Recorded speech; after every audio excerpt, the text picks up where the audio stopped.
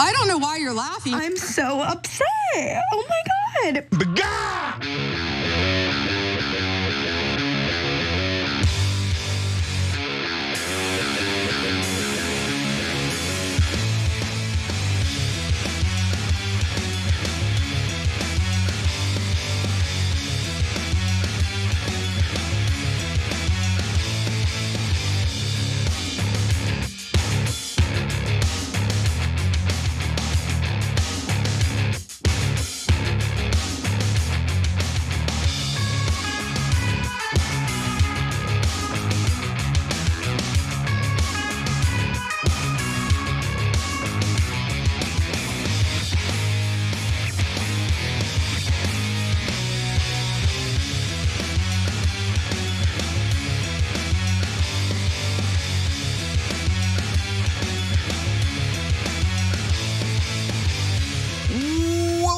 Turks, Cenk Ugranich sparing with you guys.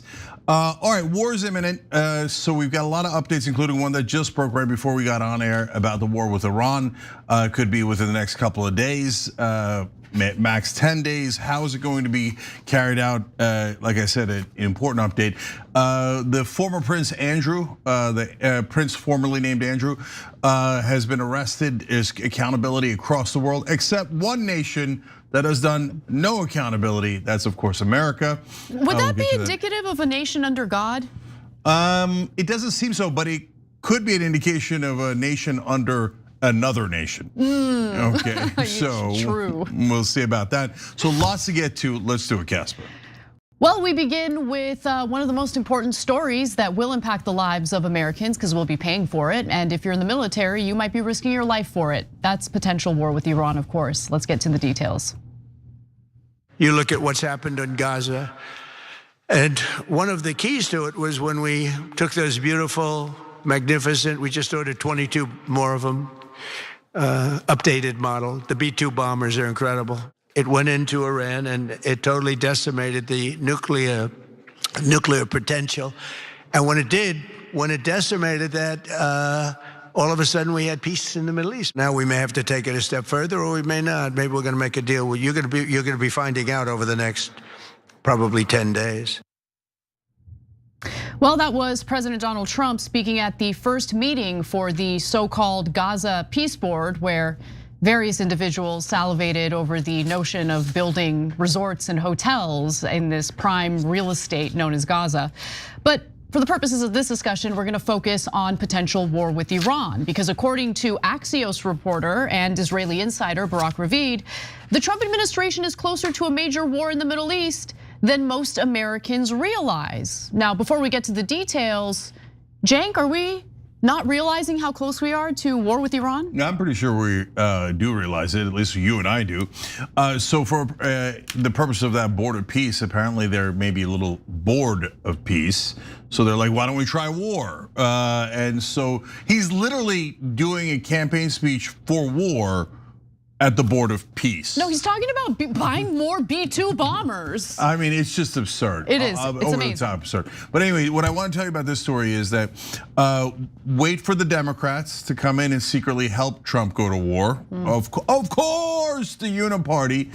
And then you got to get ready, because we're going to tell you when it looks like we're going to go to war and how and what's going to happen afterwards, because I'm pretty sure about the ramifications and I want to talk to you about that. Yeah. Now, a story broke right before we came on air where Trump is considering doing limited strikes in Iran rather than a lengthy, sustained war. I don't trust anything that comes out of his mouth at this point because he changes his mind any given hour. So take that with a grain of salt.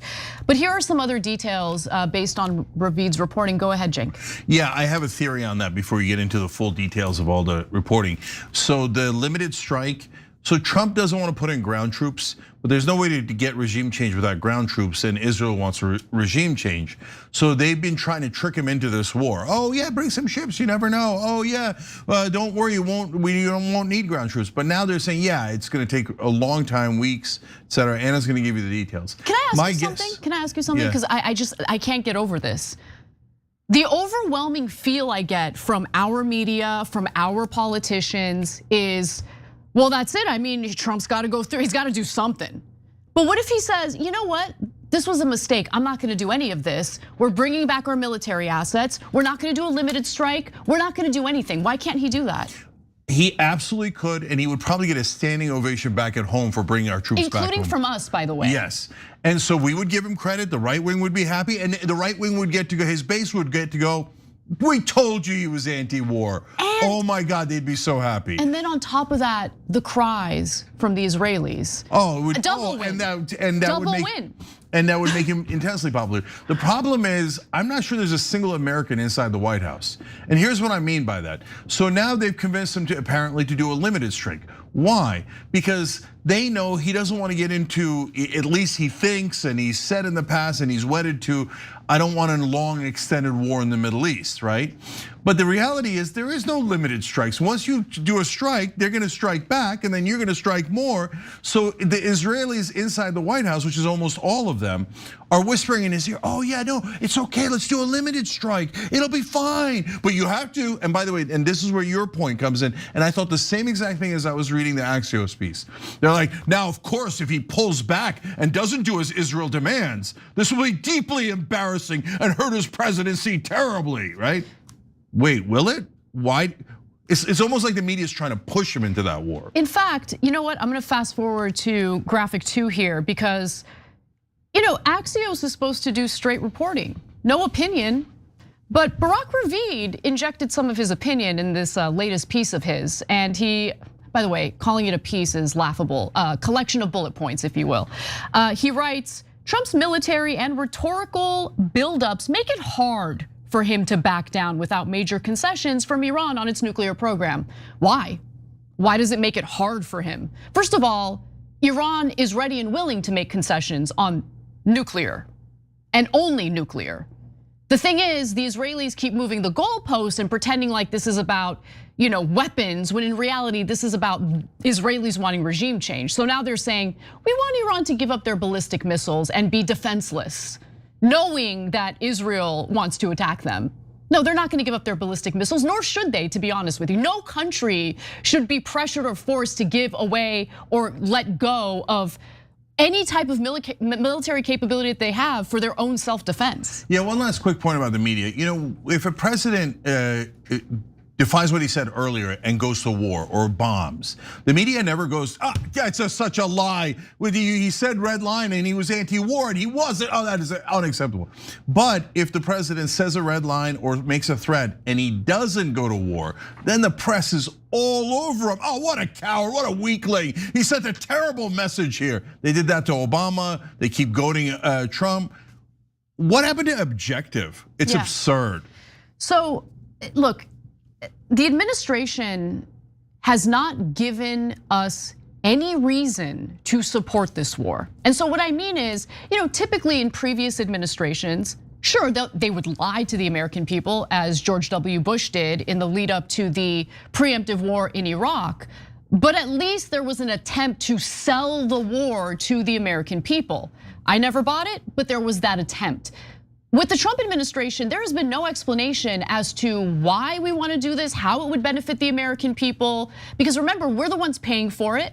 We're the ones who would have to risk our soldiers in, let's say, a sustained war in Iran in the pursuit of regime change. And so here's a prime example to show you exactly what I'm talking about. This is White House Press Secretary Caroline Leavitt. She's asked, what are we doing here? Why are we doing it? And get a load of her answer. Can you share a little bit about the president's thinking on whether or not to strike Iran, who he's talking to, what information he's consuming, and why a strike might be necessary on a nuclear program he says was obliterated by the last U.S. strike? Well, there's many reasons and arguments that one could make for a strike against Iran. The president had a very successful operation as commander-in-chief with Operation Midnight Hammer, as you know, as you just said, totally obliterated Iran's nuclear facilities. The president has always been very clear, though, with respect to Iran or any country around the world, diplomacy is always his first option, and Iran would be very wise to make a deal with President Trump and with this administration.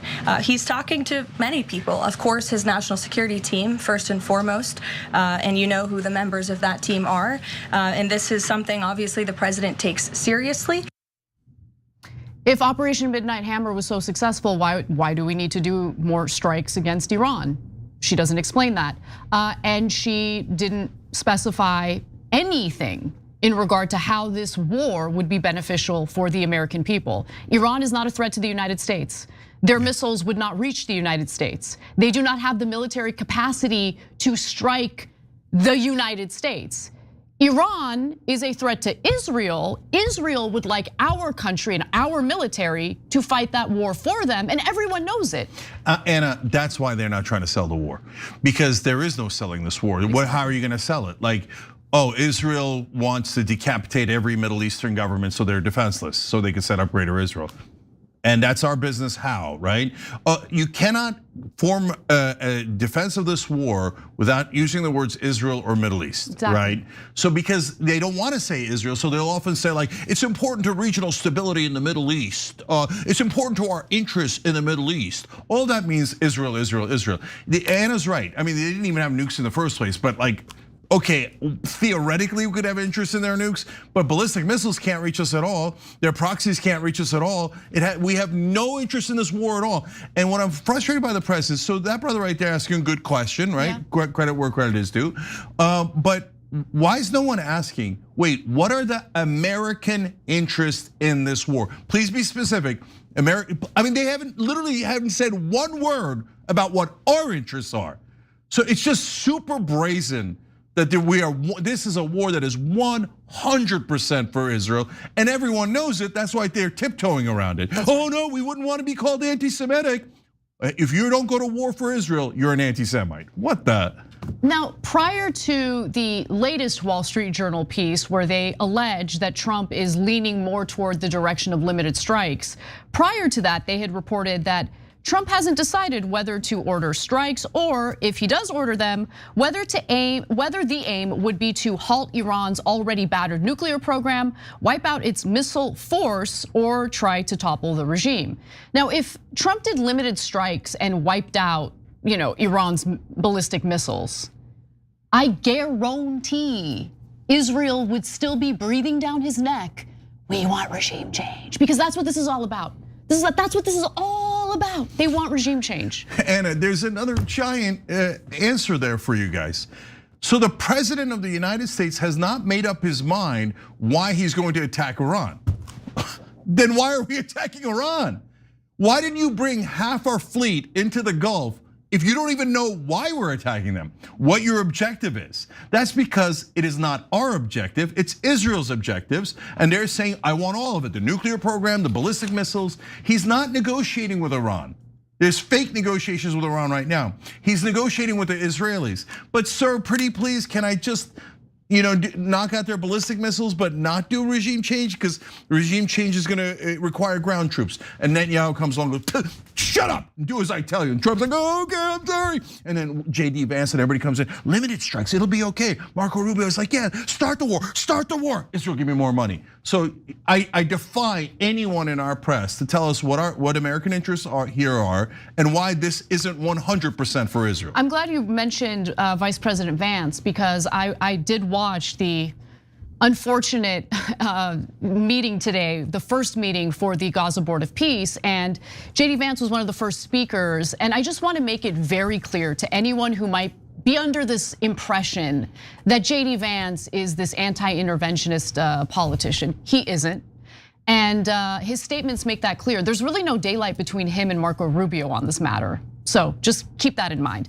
But let's move on to the military buildup, because Cenk is right. We have continued sending military assets to the Persian Gulf. And in this next video featuring Trey Yingst from Fox News, he's going to describe a little more of what we've been doing in the last 24 hours. Take a look.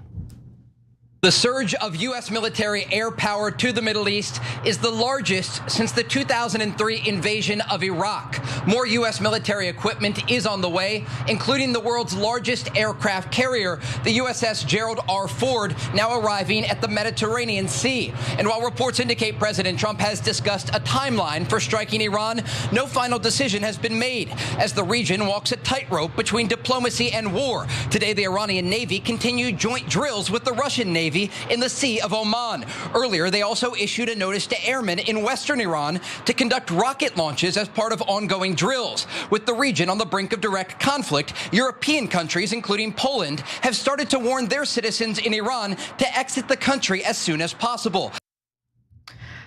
Just want to give Trey Yingst some credit because he might be the only decent reporter over at Fox News. He's like a star among those wannabe reporters. But nonetheless, just to add a little more detail in regard to what we have sent over to the region, according to the Wall Street Journal, over the past few days, the US has continued to move cutting edge F-35 and F-22 jet fighters toward the Middle East. A second aircraft carrier loaded with attack and electronic warfare planes is on the way.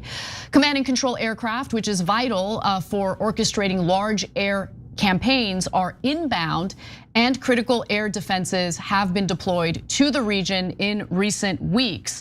And I just want to be clear, this is not the type of military buildup that's indicative of a limited strike. This is a type of hardware we're talking about for a sustained military campaign.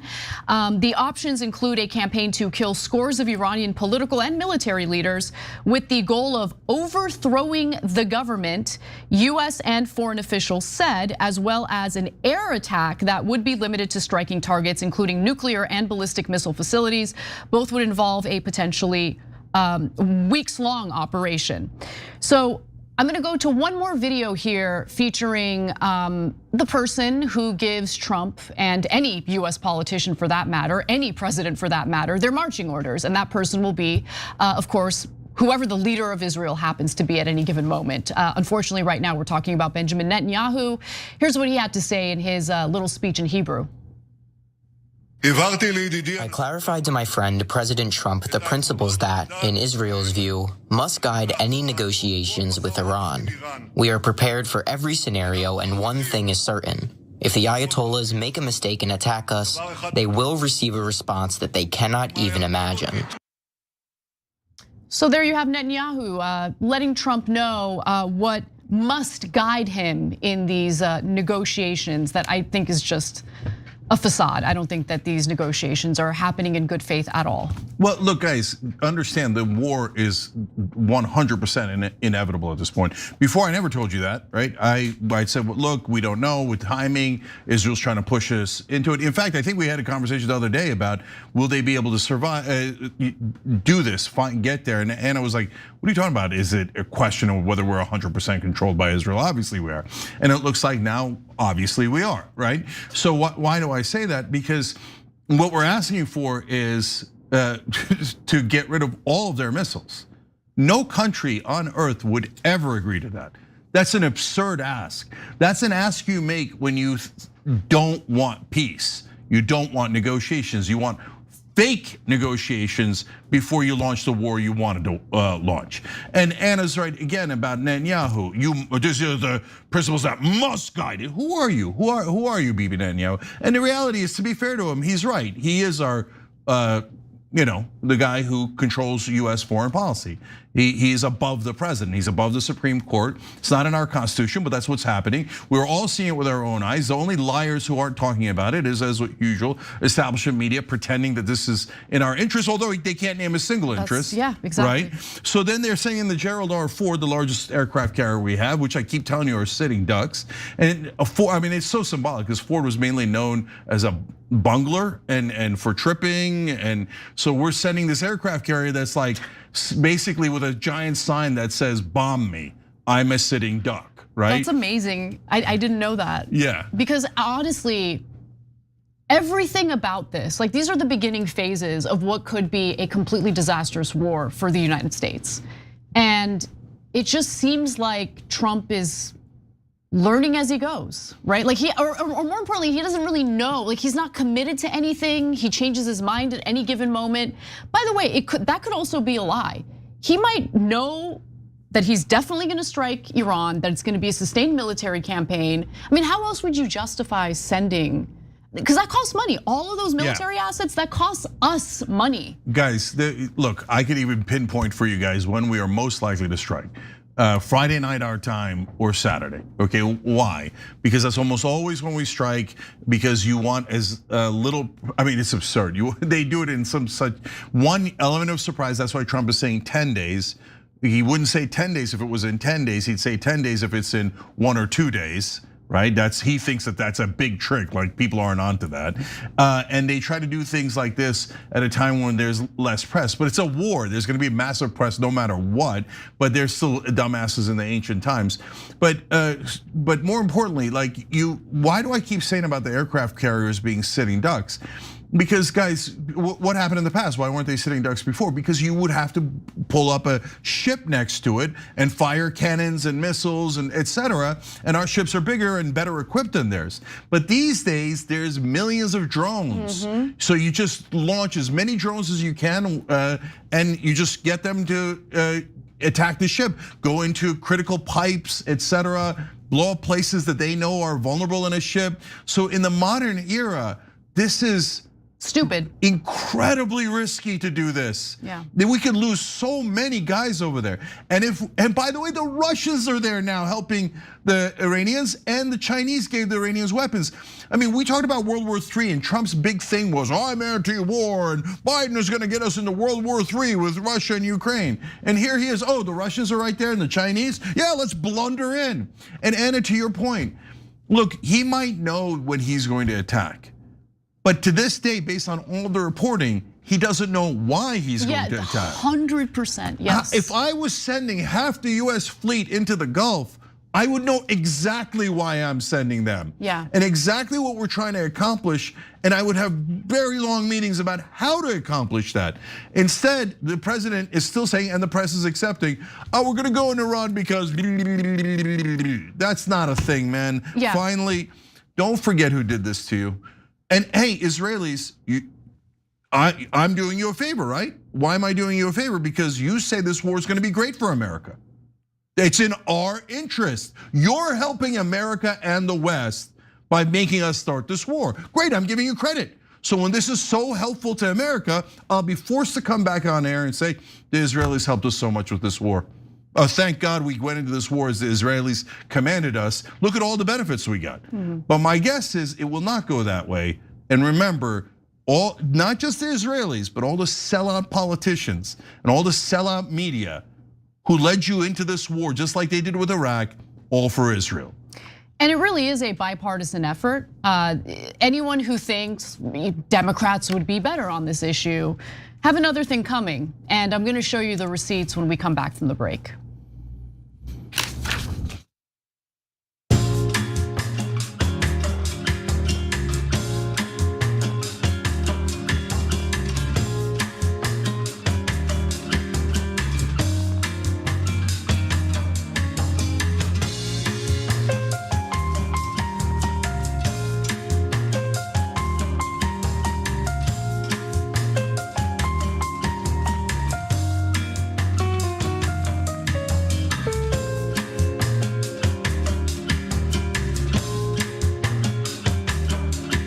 All right, let's go to our members on TYT.com. Mike Ron 94 says it's Turkin time.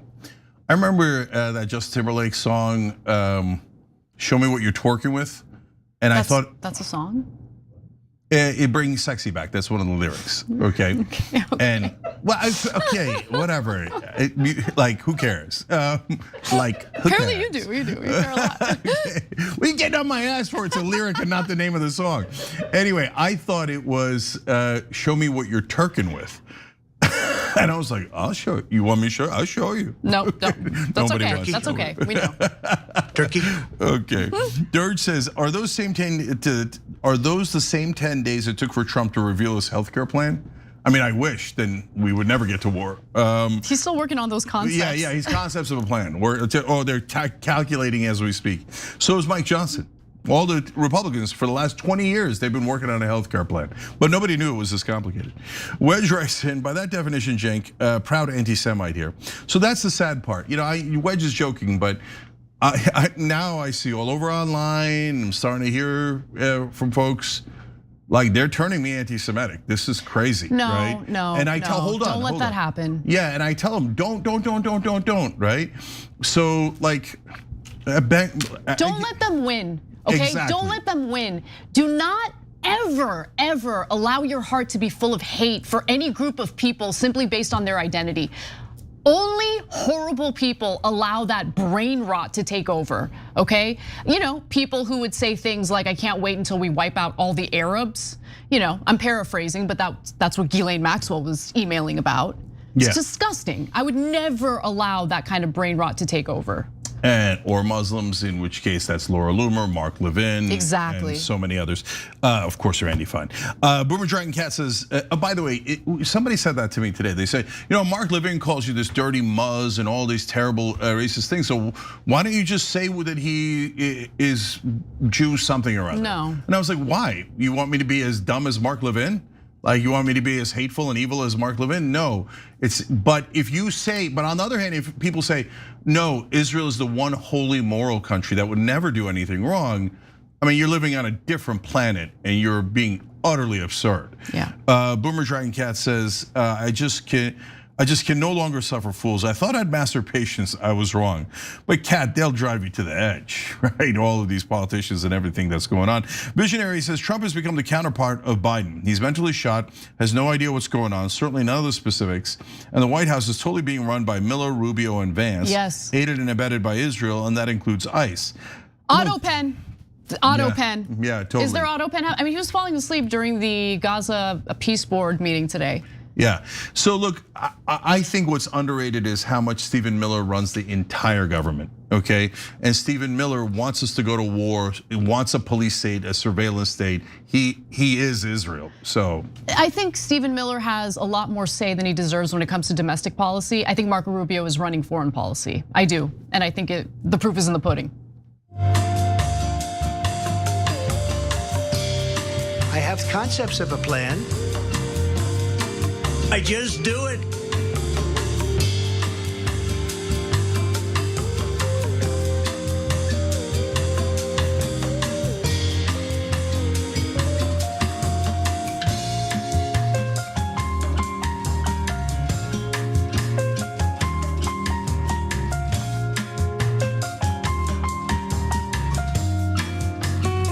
All right, back on TYT, Cenk, Anna, and Brian Wills. Brian, thanks for hitting that beautiful join button below. We appreciate anybody who does. CDN Norse Dog Dad, thank you for gifting a membership on YouTube. Happy Warrior Dragon, thank you for gifting a membership on Twitch. You guys are awesome. Casper.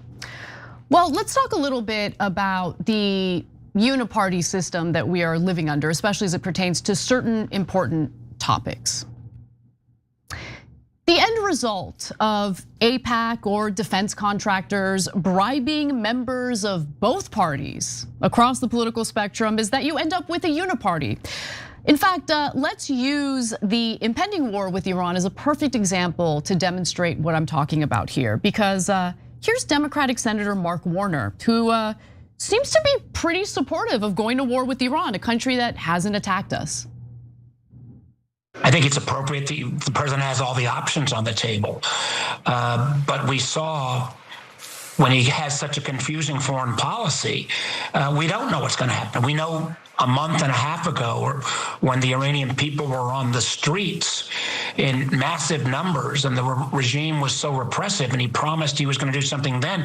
He couldn't do that then because we didn't have forces because the aircraft carrier was off the coast of Venezuela on another military mission as opposed to being in the Eastern Mediterranean. If we were to take action against Iran, our ability to really put pressure on the regime, and the regime is awful, is really going to be undercut by the fact that our Europeans who have diplomatic relations with Iran, that have business relations that could put more pressure on as well, I'm not sure they're going to be fully there because of their uncertainty about the president's overall foreign policy approach. Remember, the president said in our previous bombing that we had obliterated Iran's nuclear program. While clearly our military did an exquisite job, we did not obliterate Iran's nuclear program. Clearly the Iranian regime is horribly unpopular with the Iranian people. And gosh, seeing a regime change would make sense. Seeing regime change would make sense. Make no mistake about it, Democratic Senator Mark Warner is fully on board with a war against Iran. It's just that he doesn't want to give Trump credit, so he has to mix in criticism toward Trump while simultaneously supporting a military campaign against Iran. In fact, his criticism was, why wasn't he ready to go to war earlier? No, let me be clear. I despise corporate Democrats. And they are not our friends, they're not our allies, they're not our colleagues. So when I see people like AOC talking about, like, we have to be unified with our Democratic colleagues, those Democratic colleagues are sellouts. They will sell out to any corporation and any foreign government that bribes them. Mark Warner is one of the top sellouts. But to be fair to him, really, it's 95% of them are the same exact thing. They're all just robots off an assembly line. So look at this son of a bitch. While we're about to go into the most disastrous war in Iran, he's going, oh, every military options have to be on the table. We should have gone to war earlier. Oh, I'm criticizing Donald Trump because he's not a big enough warmonger. Israel, have I done enough for you, Israel? Right? Why don't you go to Tel Aviv or Jerusalem? I'm so sick of these incredibly corrupt. Look, Israel is a country like any other country. If any other country had that kind of power, I think they would do very similar things. To be able to like own the US Congress, control the US military, you kind of have to be crazy not to do it, right? So that's why I get angrier at our politicians and our media that have betrayed us. And so Mark Warner is betraying you there. And remember, Hillary Clinton, John Kerry, Joe Biden all voted for the Iraq war. Yep. There's no difference in the uniparty. They're all corrupt and they all work for their donors. They betray us on a daily basis. You should be furious with them. Now, stylistically, you'll notice a difference, but substantively, take a look at Republican Senator Ted Cruz and explain to me whether there's any real difference in what they're pushing for. We are at an extraordinary moment in history. It is entirely possible, Sean, that in the next 6 months, we will see the regimes fall in Iran, in Venezuela, and in Cuba. And we could also see governments replace them that want to be friends with the United States of America. Now, let me be clear. I'm not being Pollyannish about this. There are 1,000 things that can go wrong. But if that happens, this would be the most consequential geopolitical shift since the fall of the Berlin Wall, since America won the Cold War without firing a shot. I spoke with President Trump the day before yesterday, and we talked in particular about Iran. And I said, this moment, the regime is teetering. The Ayatollah is in his last days. And I said, do not let this opportunity pass. Okay. What Ted Cruz said there about how we could do regime change, so the puppet government that we install in Iran will be friends with the United States. Okay, I want a single politician. Ted Cruz would be great if he would be willing to answer this question. Why do we have bad relations with Iran? In fact, during these negotiations, Iran said we will make the concessions when it comes to, the enrichment of uranium, when it comes to nuclear development or anything like that. We will definitely make concessions there. Let's have a conversation. They even threw in oil concessions. Yeah, that's what I was gonna say. They're like, how about we open up economic opportunities in Iran for the United States? We give you access to our oil. We give you access to mining. Okay, the only reason why we have a bad relationship with Iran is because of Israel. That's the only reason why. So what we're gonna do, if Ted Cruz gets his way, if Israel gets his way, is regime change in Iran. We will pay for it, of course. We will risk the lives of our soldiers to do it, of course, For what? To benefit us here in the United States? No, of course not. But to benefit Israel so they can operate without anyone or any country hindering them from their main goal, which is expansionism, right? The Greater Israel Project. And as I reported on the show yesterday, if you pay attention to Israeli media, if you listen to their politicians, Naftali Bennett is the latest example, they're already planning for whatever war comes after Iran. And that war would be against Turkey. And NATO ally. Yeah. So they're gonna force America to attack a NATO ally. Why do you think Trump has been battering NATO and the United Nations? Because Israel despises NATO and despises the United Nations. So they want to undermine their credibility, because how are you going to get Greater Israel?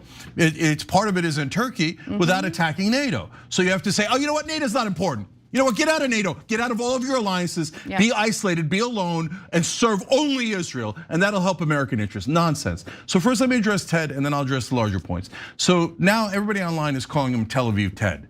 And so if you're from the old school, if you're a normie who watches cable news, you're like, oh my God, that sounds like vaguely anti-Semitic. First of all, he's not Jewish, he's theoretically Christian. Second of all, he literally said to Tucker Carlson that the reason he went into the Senate was to serve Israel. So if that's not Tel Aviv Ted, what, I mean, that's amazing. That's amazing. That should have ended his career. Imagine if some like senator was like, I only went into the Senate to serve Paraguay. You'd be like, what? Why the hell did you do that? And you literally just told me you don't want to serve America, you want to serve a different country, so off you go.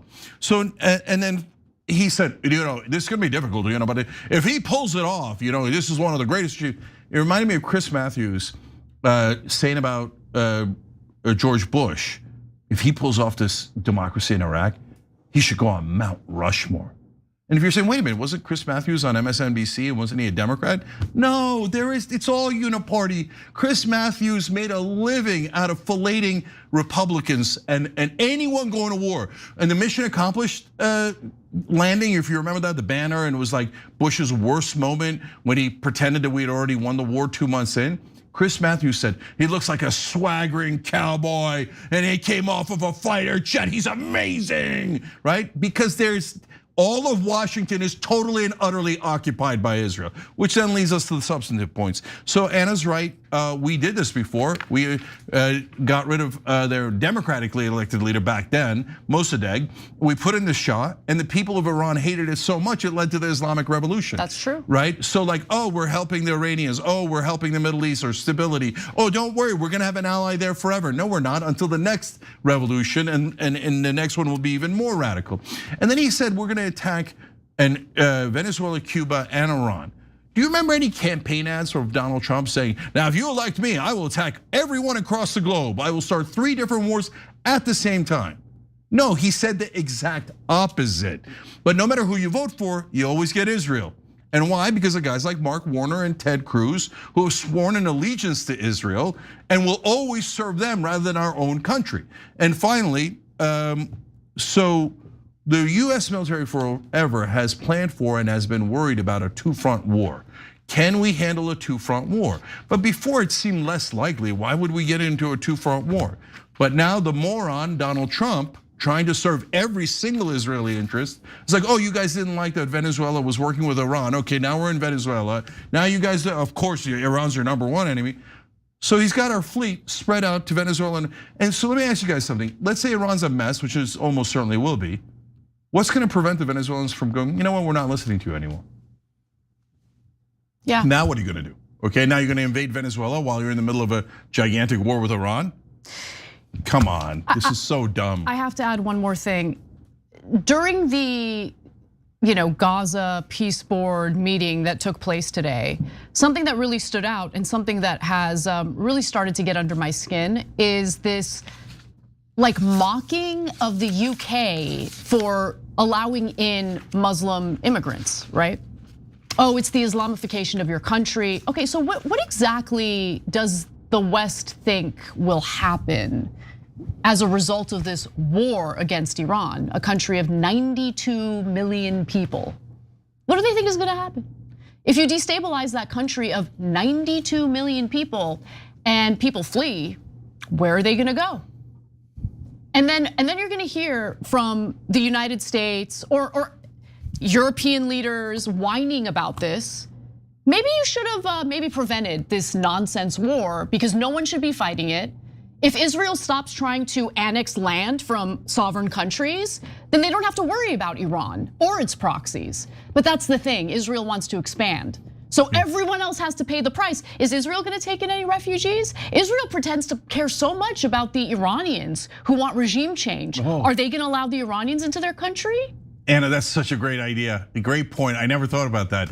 They're like, we care so much about the Muslims protesting for peace. Oh, good news. You could release 5.5 million Palestinians that you kept basically as prisoners for 58 years. So they're the biggest liars in the world. There's a single person. I mean, you'd have to have an IQ in the 20s to think that Israel cares so much about the Muslim protesters in Iran. They're not doing it for their own interests. No, not at all. They're doing it to protect Muslim civilians. But look, I wanted to comment on what Anna said, the Muslimification of UK or America. Israel first making the argument that be careful, Muslims might take over. Dude, you already took over. Like, you think you're gonna trick people? Oh, Muslims have all the power in the White House and Congress and Israel doesn't? You'd have to be a mainstream media reporter to be that stupid. And let me just note that they constantly say things like that. The Muslim takeover, the Muslification. Imagine if you reversed it and you said, oh, don't let this country get Jewified. The Jewish takeover, the Jewification. Well, your career would be over instantly, and it should be. That's a terrible, terrible thing to say. It's bigoted, it's hateful. And those are the same exact people that if you criticize Israel 1%, will be like, oh, anti-Semitism. I care so much about bigotry, but the Muslims are dirty and we shouldn't let them in. Yeah, I got it. Israel can kiss my ass, okay? And so can all those politicians driving us into war and into bankruptcy to serve another country. When we come back from the break, we'll talk about the latest in the Epstein files debacle, namely some revelations regarding a close associate of Epstein's who was ready and willing to cooperate with the authorities, and then suddenly he didn't. We'll be right back.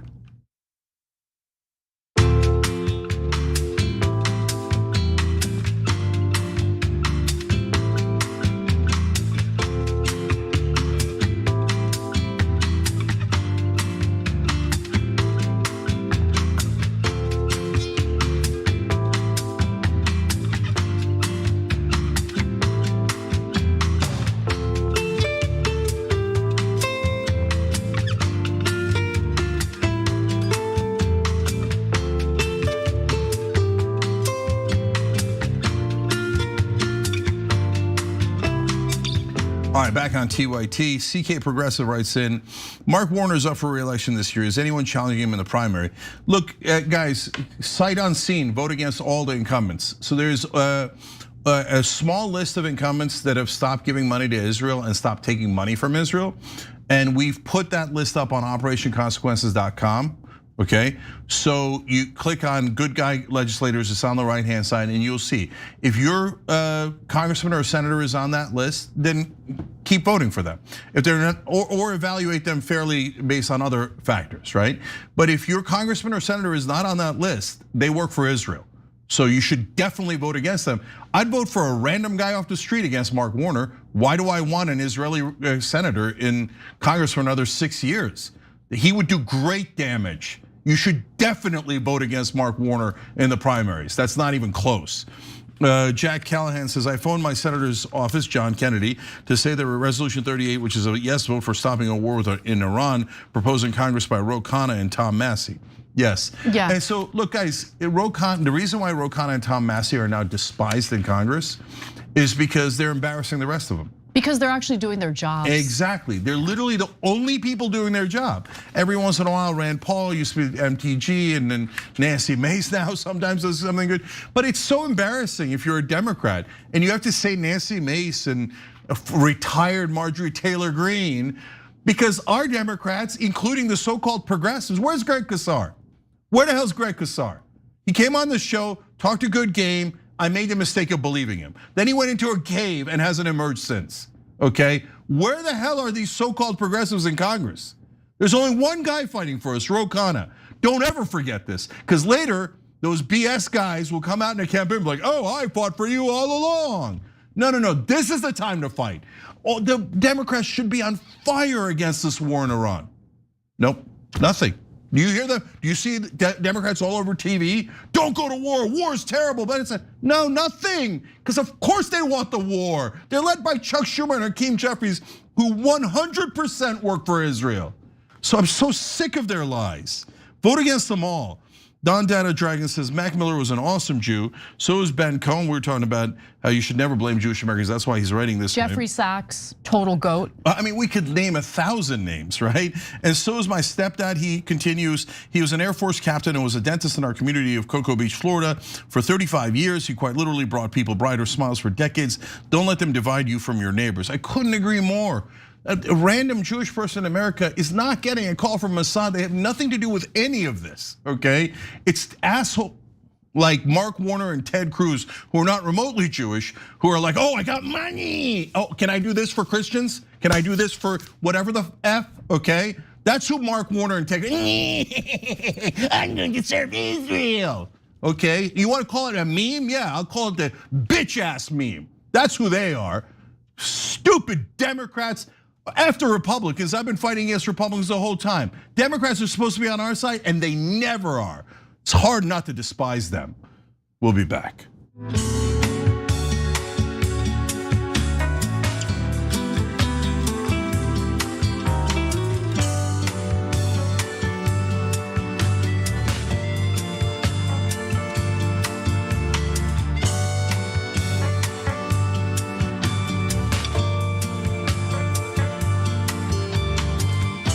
All right, back on TYT, Cenk and Anna with you guys. Boxy Brown, thank you for gifting 2 memberships on YouTube. Anna. Well, we should check in with the Epstein files because there have been some pretty big revelations, and when it comes to other countries, some consequences.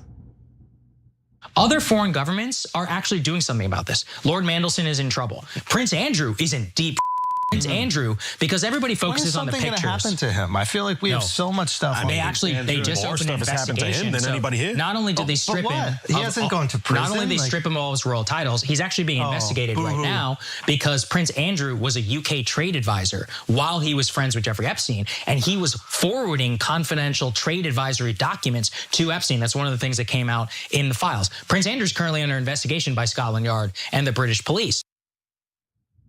Well, those alleged financial crimes have now led to the arrest of the man formerly known as Prince Andrew. He has had his title stripped from him as a result of his relationship with Jeffrey Epstein, well-known pedophile and sex trafficker.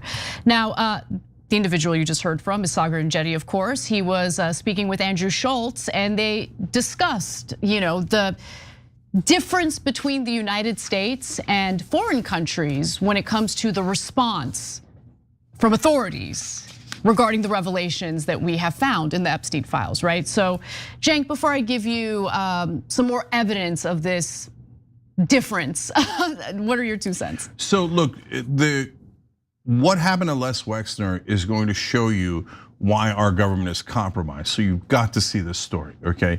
But I will say in summary right now, so in the UK, they arrest the brother of the king. In Norway, they arrest the former prime minister. Crazy. And in the UAE, they punish a sultan. But we have not arrested a single Epstein client. The Dow. But the Dow's at 50,000. No, seriously, our government is completely compromised. Whoever is running it, even if you don't want to put a name to it, whoever is in charge of making sure that you're protecting these predators is running our government, not the people we elected. Now, Andrew Mountbatten-Windsor, as his name is now, has been charged with suspicion of misconduct in public office over his time as a trade envoy. This was between 2001 and 2011. So during that 10-year period, he had a relationship with Jeffrey Epstein, and documents in the Epstein files suggest that in 2010 and 2011, Mountbatten-Windsor gave Epstein confidential insider information, which is illegal in almost every context except Congress, apparently. Now, in one instance, Mountbatten-Windsor forwarded Epstein official reports on his meetings in Singapore, Vietnam, Shenzhen, and Hong Kong. And he passed along investment opportunities to Epstein, including, but not limited to, the reconstruction of Afghanistan. And in regard to his brother's arrest, King Charles has actually handled this pretty well. He has made a public statement indicating that he's in favor of justice. So he says, let me state clearly, the law must take its course. Doesn't care that, Andrew is his brother. He wants, the law to play out the way it's supposed to. Now, Virginia Giuffre stated that she was raped by Mountbatten-Windsor when she was only 17 years old. She did eventually drop those charges. Now, if you talk to someone like Michael Tracy, he would argue it's because of the fact that Virginia Giuffre was not a credible person and she was throwing out false allegations. But remember, Epstein, Andrew, we're talking about incredibly powerful, well-connected men. And who knows what was happening behind the scenes that led her to drop those charges. Meanwhile, the British police force is conducting several other investigations tied to the Epstein files. And Peter Mendelsohn, who's the former British ambassador to the United States, as we all know, has resigned over his ties to Epstein. He too is facing an investigation led by the British police. Now in France, investigators are reviewing the case of Jean-Luc Brunel, an Epstein associate who aided his sex trafficking operation, allegedly. And Paris prosecutors have announced that they are looking into 3 other men who were connected to Epstein. So other countries, including Western nations, are conducting investigations, making arrests. Here in the United States, on the day that they released the latest tranche of Epstein files, we heard from our Deputy Attorney General that there will be no more investigations, and they meant it. I mean, there haven't been any investigations, and there's no indication that our DOJ will conduct any investigations. Yeah, I think we might talk about Jean-Luc Brunel more later, but we will. His story is amazing because he gets ready to turn in Epstein and is ready to present evidence, and then magically he never gets charged. So here's who they should call into these hearings: the FBI agents that made the decision to never charge anyone. The Justice Department officials, the FBI agents, the investigations, Justice Department is the charging. Bring them both in. Why? You guys said Les Wexner, we're going to get to him in a second, is this co-conspirator. Why didn't you charge him? Why did you even investigate him? Because that is incredibly strange to say he is a co-conspirator of the biggest pedophile in American history, and we're choosing not to investigate him. And you'll never guess what happened to Brunel when he finally got arrested after Epstein got arrested. He hanged himself in prison. Mm-hmm. Gee, I wonder what happened there. And so if you think these are still suicides, okay. I guess you probably work in mainstream media. All right, back to you. So when you consider what's been happening in other countries following the revelations that were made public from the release of the Epstein files to what's happening here in the United States, I mean, it's day and night. So it is interesting to compare the UK's handling of these revelations from how the US is handling things. While the man formerly known as Prince Andrew has just been arrested, the Department of Justice in the United States is refusing to open any real investigations. And today, President Donald Trump completely dodged the question when he asked if American elites linked to Jeffrey Epstein would face any accountability. He talked at length about pretty much anything else, including himself, and how sad it was that Andrew Mountbatten-Windsor got arrested today. He thinks that that's sad. Okay. So it's bad for the royal family. Like, look at his state of mind, guys. He doesn't think like, oh, those poor girls. He thinks, oh, they're powerless, so they're irrelevant. They're not rich, so they're irrelevant. Oh, a rich person and his rich friends and family had to suffer. Sad. No, that's so sad. And only for raping girls, that's it? No. Well, to be fair, it wasn't only for potentially, allegedly raping girls. It had to do with financial crimes, insider trading. But it's going to relate to that. So, so let me just say that real quick. Why do they arrest him on the trading issues and giving secret information to Epstein? Why do you think he gave secret information to Epstein? Because Epstein obviously was either great friends with him and was delivering these girls to him, or at that point was using blackmail. right? We have none of the tapes. All of it was taped, and the government says I can't find any of the tapes. I mean, this is so obvious. Yeah. So anyway, but there are Americans who were closely tied to Jeffrey Epstein. There's no question about it. And one of those individuals happens to be Les Wexner, the former CEO of Limited Brands. Now, Wexner testified in front of the House Oversight Committee this week, and it didn't go well. Let's just put it that way. Now, I should note that not a single Republican member of the House Oversight Committee showed up for Wexner's testimony, which I find very problematic and suspicious. But to be fair, when it comes to the Clintons, Democrats don't want to be there. Just go show up. Okay, I'm sorry. So like, think about what you're messaging to your country. You are messaging to your country that you will provide cover for criminality, potentially like child rape, if the person who's suspected of carrying it out is in your party. And I think that's gross. But Anna, that's only for the Democrats. For the Republicans, Les Wexner, we have no idea if he's a Republican or a Democrat. No, I looked into it. He was a donor to Republicans. Okay. But my guess is the Republicans aren't showing up not because of that, but because they think he's connected to Israel and they don't want to anger Israel. Look, I don't know why they didn't show up. Comer apparently had some sort of health issue, that's the allegation. But I'm sorry, Nancy Mace, she's been vocal about the Epstein files. Why weren't you there? You weren't interested in Les Wexner's testimony? God forbid. What were you doing other than that? Like that wasn't important to you? Anyway, I digress. Let me move on to what we know about the testimony that Wexner gave. So he testified in front of the House Oversight Committee this week, didn't go well. Democratic Representative Robert Garcia stated that Wexner denied everything, and quite frankly, it would have been nice to see more remorse. According to those present for the testimony, Wexner did not plead the Fifth. So it's not like he was invoking the Fifth Amendment.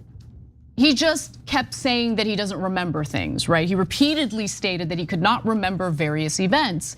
He also claimed that he was conned by Jeffrey Epstein, whom he did not consider a friend, and he stated that Epstein never trafficked any girls to him. The only thing Wexner said that is likely true is that he was never contacted by authorities during any prior US investigation into Epstein. I actually do happen to believe him on that. Here are some clips from the testimony. Did Mr. Epstein ever present you with women for your sexual entertainment? Absolutely not. At any time, did Jeffrey Epstein ever inform or represent to you that he was a part of any intelligence service of any nation, including the United States? Absolutely not. Would you characterize your relationship with Mr. Epstein, at least initially, to be solely business related? Yes. Did you at any time ever consider him to be a close friend? No. I think the perspective that I have now, and I think was really important for this group to understand, is that as I look back at it, I was conned by the world Olympic all-time con artist. When was the last time you were in contact with Mr. Epstein? I have no recall. Has the FBI or DOJ ever directly contacted you or spoken to you about not to my knowledge. Never. So take Wexner's claims with a grain of salt. I don't trust him. Maxwell, Epstein's co-conspirator, who is serving a 20-year prison sentence, once described Wexner as being Epstein's closest friend. And during the deposition, Wexner was asked why he once addressed a letter to Epstein as your friend Leslie. Here's the letter. You can see at the bottom, your friend Leslie. He says, dear Jeffrey, I wanted to get you what you wanted. So here it is. And then, just signs the letter. Yeah, so Wexner in his testimony said that he didn't know Epstein that well. Apologies, we had to blur it out. I was like, wait, why is there a discrepancy between what I see in my page versus what's in the graphic? There was a hand-drawn image of breasts. Sorry. Oh, but the girls, he doesn't know anything about the girls. Oh, there was girls at Epstein's place? I had no idea, Les Wexner says. All right, so he says that he was barely friends with them. Okay, like that they were not that friendly. Ghislaine Maxwell says closest friend. The emails show very friendly. In fact, when Epstein gets busted, the Wexner back in 2008 writes him like, "Oh, you should have been more careful. That was your #1 rule about being really careful." Wait, why did he need a #1 rule about being careful and not getting caught? And you claim you don't know anything about what he's doing, and then you draw the breasts, and then you tell me you're not friends when Maxwell says you're the closest friends. But if you're not convinced by all of that, well, first of all, you're having logic problems. But second of all, he also handed over his entire fortune to Epstein, which is remarkable. Gave him power of attorney. For $1 billion. So look, people run family funds, people help manage things, but they don't get power of attorney. They don't have unilateral power to spend that money in any way they like. So I always assumed that Wexner was being blackmailed, and that's why he turned his entire fortune over to Epstein. But it turns out, based on the emails, he was not being blackmailed at all, and he was great friends with Epstein. So handing over your fortune is incredibly strange, unless you guys both had a similar purpose and you were serving the same master, right?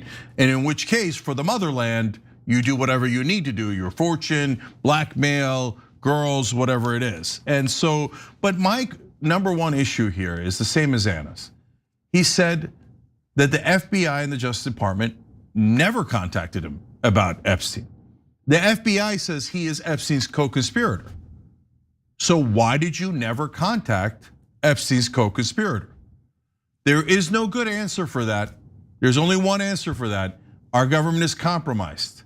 Every time they go to do an investigation of Epstein or any of his associates, somebody comes in from higher up in the government and goes, "You're not allowed to touch them." So why do they say that? Who are they actually working for? That's the #1 question in the Epstein case.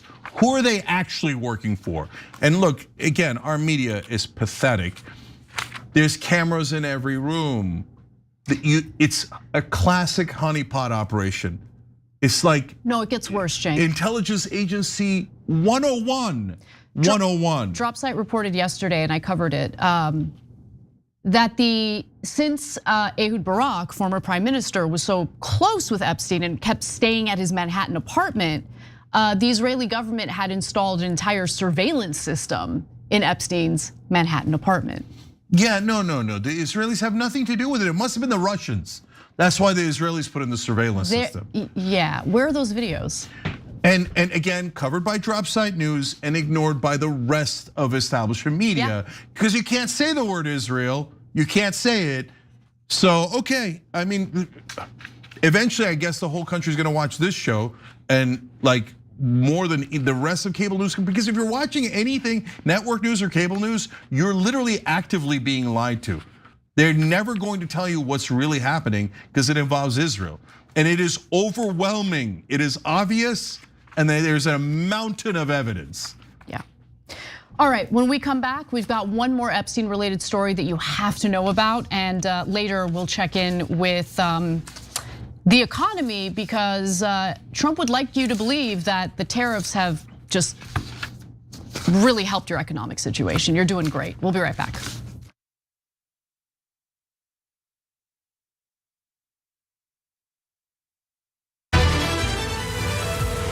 Hey Andrew, what's up? Hey Cenk, you ready to make the switch? Yeah, I guess. I promise it's easy, universal, basic, and you get income. Yeah, you keep saying that. But you sure I'm gonna have coverage? Of course you will. You think I would have bad service? I'm Andrew Yang, of course I have good service. All right, let's try. But I'm so bad at tech. So, wait, should I do this thing of the hashtag business? Andrew, you're still on, right? Yep. Oh, I see it. No, wait, I don't see. Oh yeah, I do see it. Here we go. I actually did not realize that you'd be searching in real time, but I love it.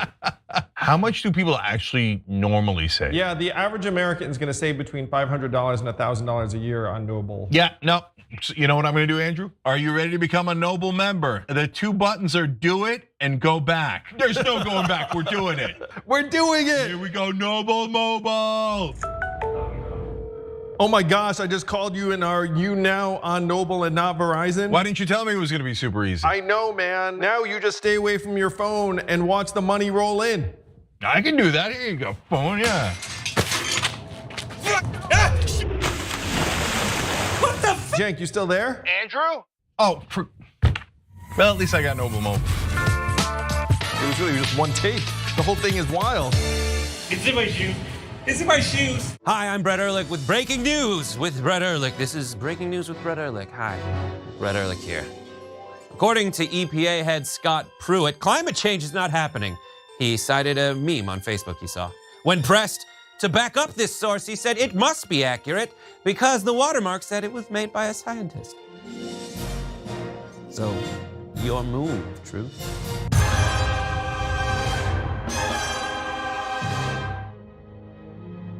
At TYT, our mission is to boldly pursue truth, challenge the establishment, and drive positive change. At a time when corporate capture of our media, our government, and our politics is nearly absolute, everyday working people need a champion to fight for them and to push back against the powerful interests that threaten our democracy itself. At TYT, we're proudly progressive and call out corruption and duplicity wherever we see it, from Republicans, Democrats, or anyone else. And unlike mainstream news media outlets, we're not beholden to corporate advertisers, to defense contractors, to Wall Street, or to big pharma. We only have to answer to our audience, and for nearly 2 decades, we've accomplished that by delivering honest, timely, and insightful perspectives on the day's news without fear or favor or concern for whose toes we might step on or which powerful elites we might offend. And while we're super serious about the news, we also manage to do it in a way that is fun and lighthearted. We can do this together and serve our audience, and yes, have fun doing it.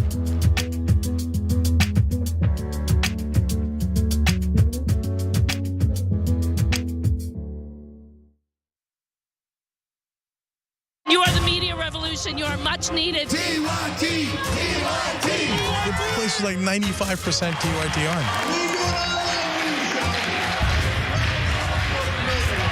You guys, the Young Turks, which is my favorite channel, we're getting that message out. Cenk and the Young Turks do an extraordinarily good job.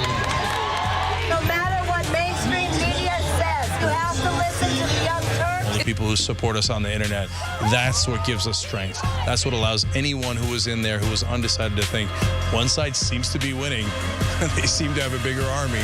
There might be a reason for that. So thank you guys.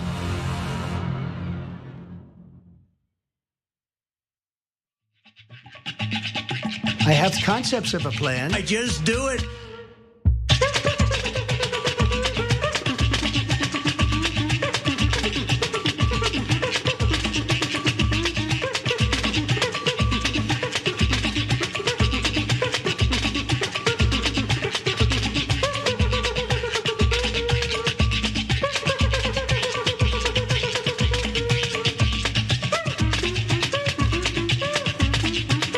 All right, guys, back on TYT, Cenk and Anna with you guys. So I want to tell you about one of our sponsors and actually someone we use, Shopify. We use them for shoptyt.com. So it's the easiest thing in the world for me to tell you they're awesome because they are. That's why we use them. So if you're gonna set up a shop, make sure you're using Shopify.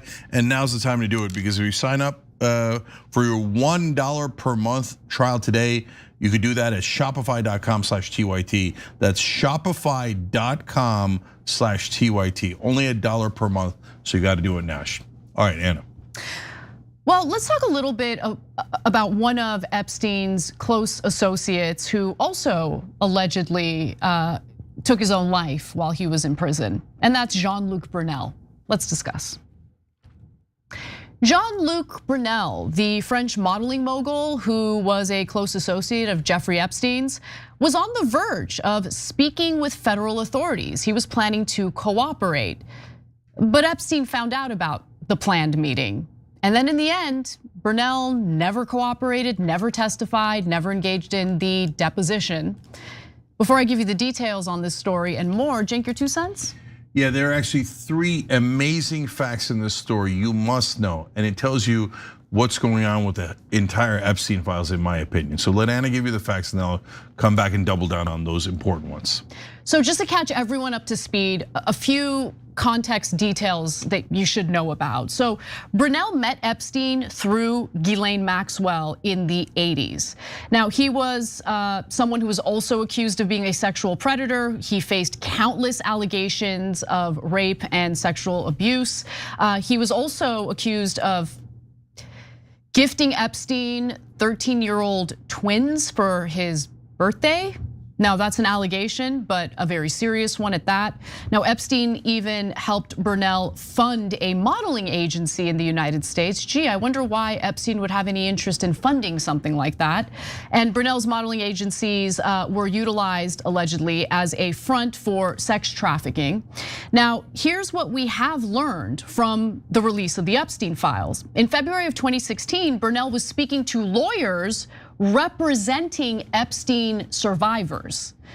A federal prosecutor wrote, quote, "One of Epstein's best friends, Jean-Luc Brunel, has helped get girls. He is wanting to cooperate. Brunel is afraid of being prosecuted." So in other words, he was willing to cooperate as long as he was given immunity. Now, Brunel never ended up testifying though. So what happened? So before he was scheduled to meet with investigators, Epstein caught wind of what was going on. And so he reached out to another one of his close associates, Kathy Rumler. Now, if you're wondering who is that? That name sounds familiar. She was actually one of the lawyers for the White House under Barack Obama, former President Barack Obama. Now, Epstein wrote that Brunel was planning to go to the US Attorney's Office the following week, and one of Brunel's friends had asked for $3 million so that Jean-Luc would not go in. Let me read that again and pay close attention to it. Epstein wrote that Brunel was planning to go to the US Attorney's Office the following week, and this is the important part, one of Brunel's friends had asked for $3 million so that Jean-Luc would not go in. Jean-Luc didn't ask for $3 million. One of his friends asked for $3 million. Yeah, so let's start with the amazing facts. Going off of that, Anna, so they're gonna arrest him, he's worried, Brunel is, and then Epstein finds out that might get arrested. First of all, how did he find out? Because Epstein has people inside the government. He has all sorts of people inside the government. In fact, one of them is Kathy Rumler. She's working for the Obama administration, but he calls her and he's like, "Can you help me with this child rapist?" And she jumps and is ready to help him.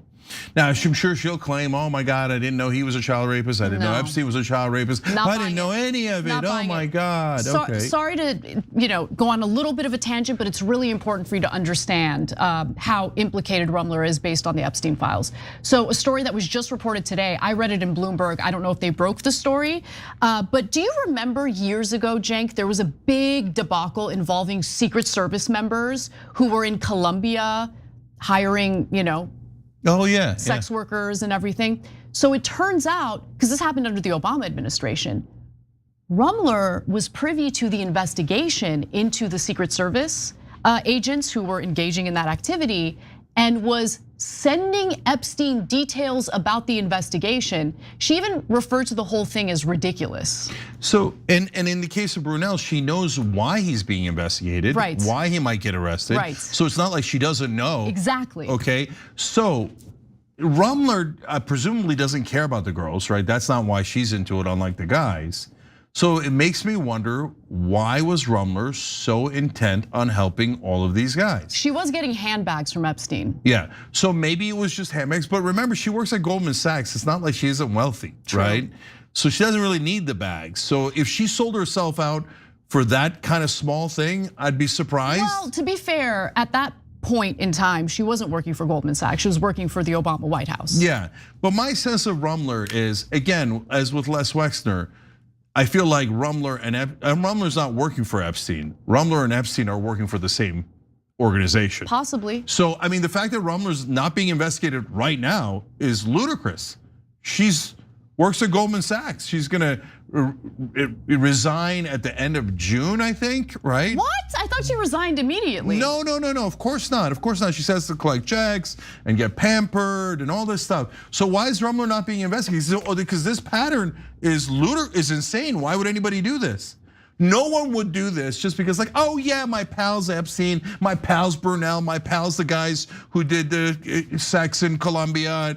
No. So who's Rumler working for? So, that's a great question. So I have more.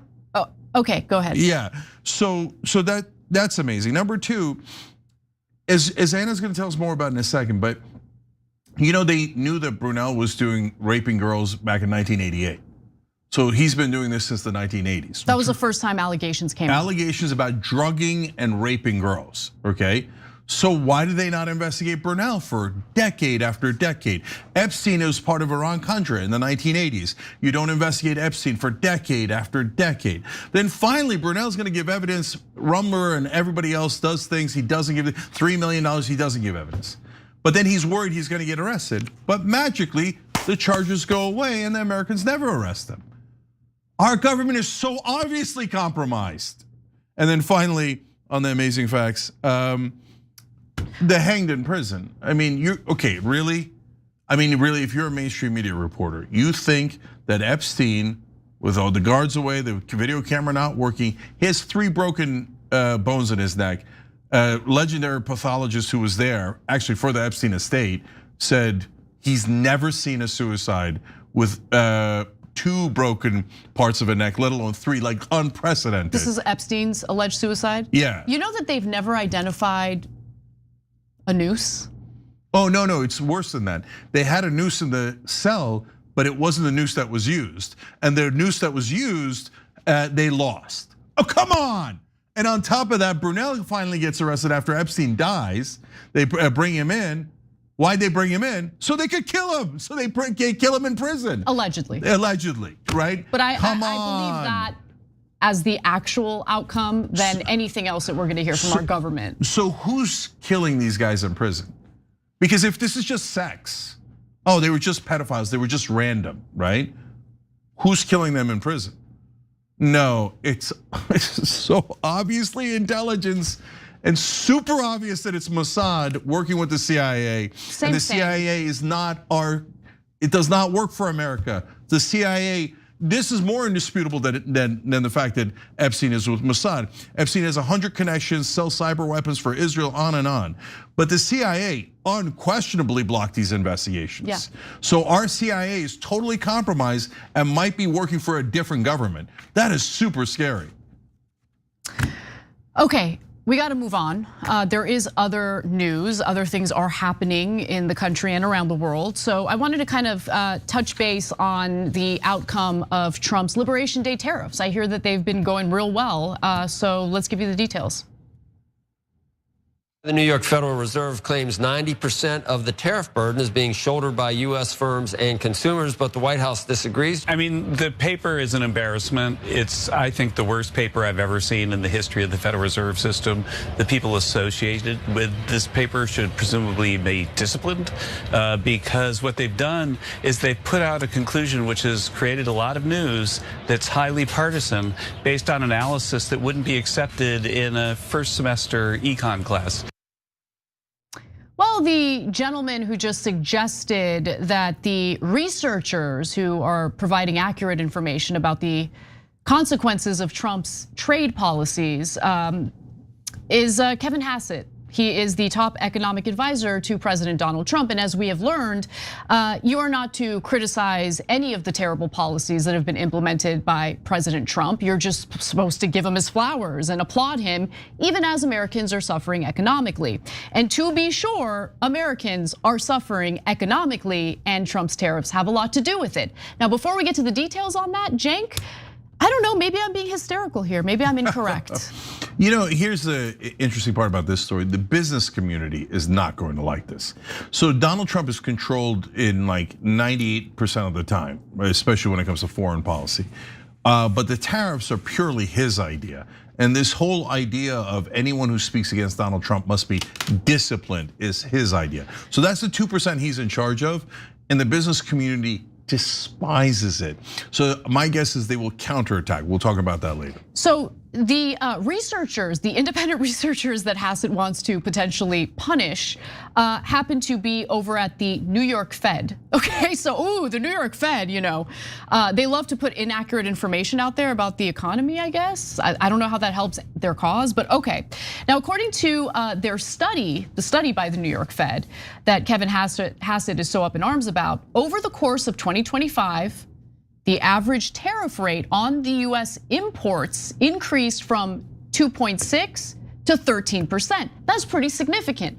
A tariff is a tax, okay? And that tax is implemented on imports, meaning companies in the United States that are importing products that are manufactured or made abroad have to pay that tariff, they have to pay that tax.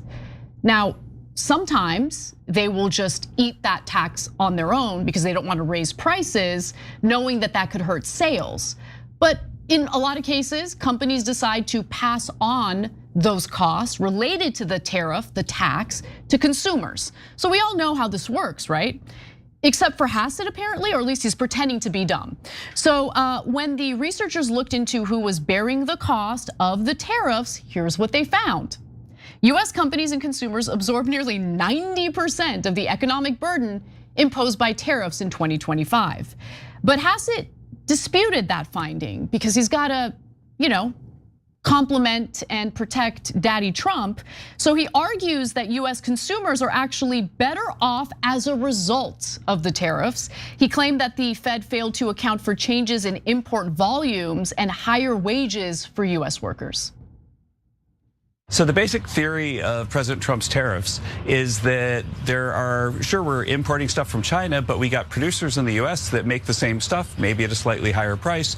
If we bring the stuff home, create the demand at home, then that will hurt China and drive up wages in the US, and American consumers will be better off. So what have we seen? Prices have gone down, inflation is down over time.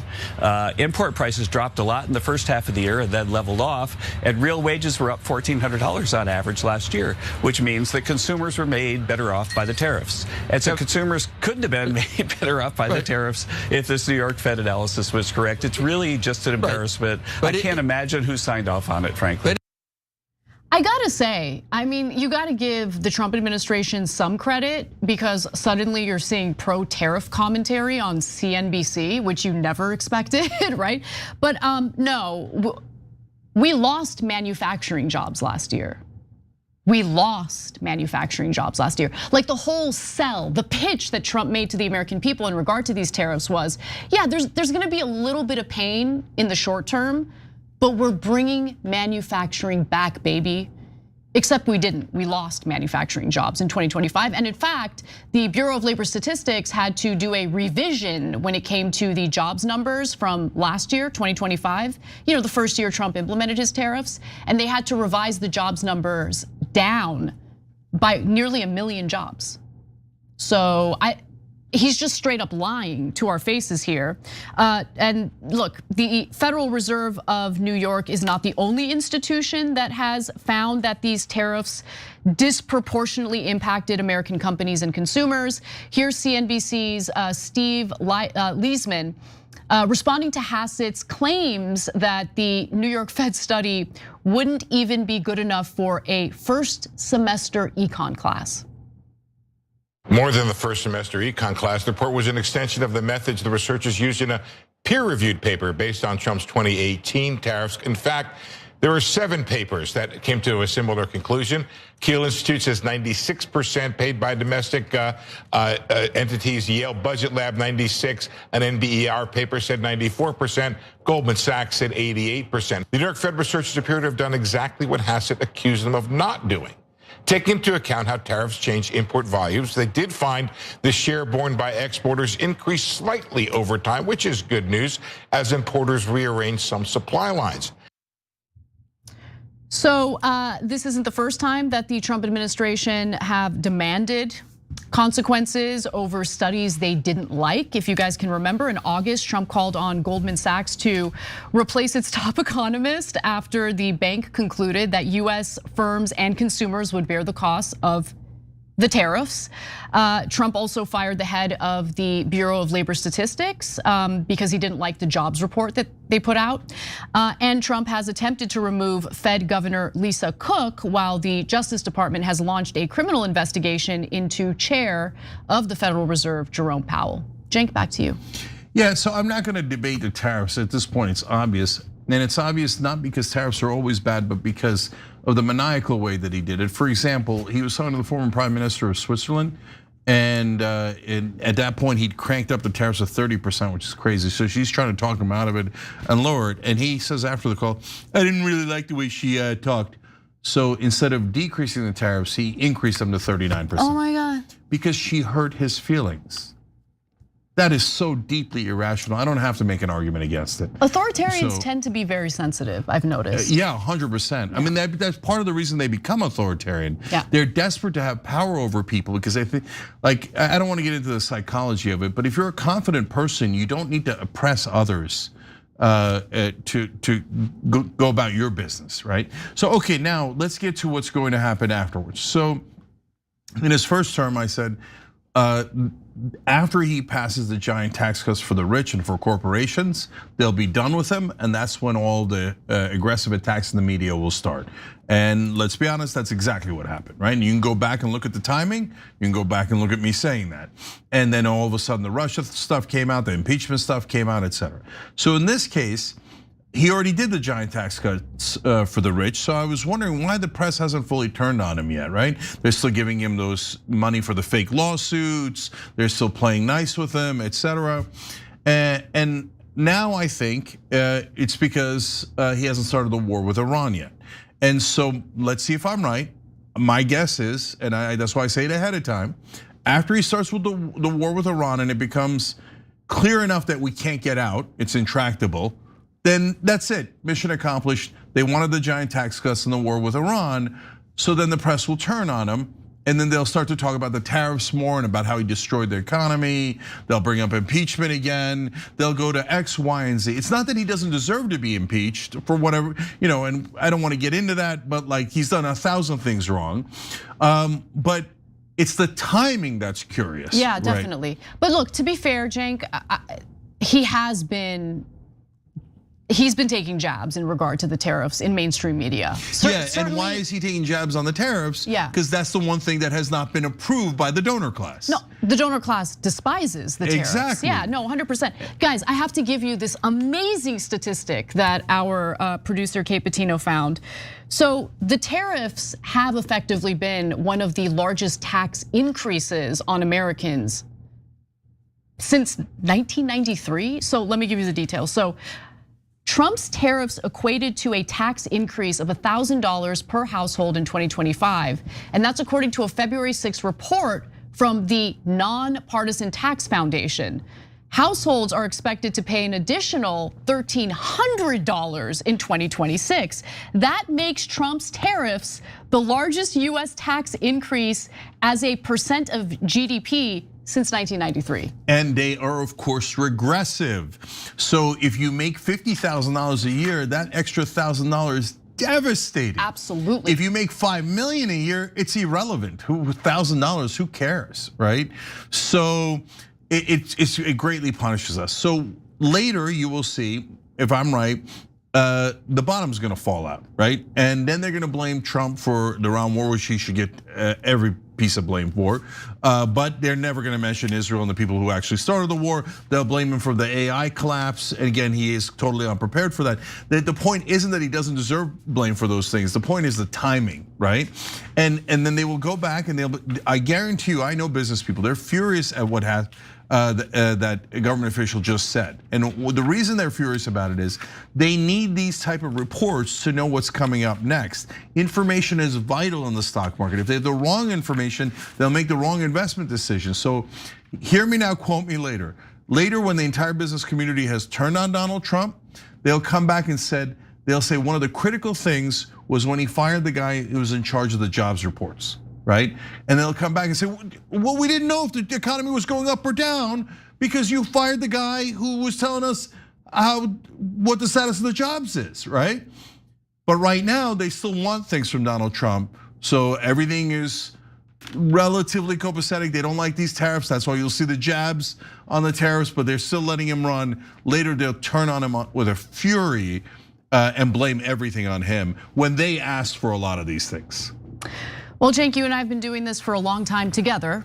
About 20 years I've been working with you, and I've noticed a pattern when it comes to stories that get recycled year after year. And they're typically culture war stories meant to divide Americans and lead to all sorts of nonsense controversy. When we come back, I'll show you the latest example of that. I have concepts of a plan. I just do it.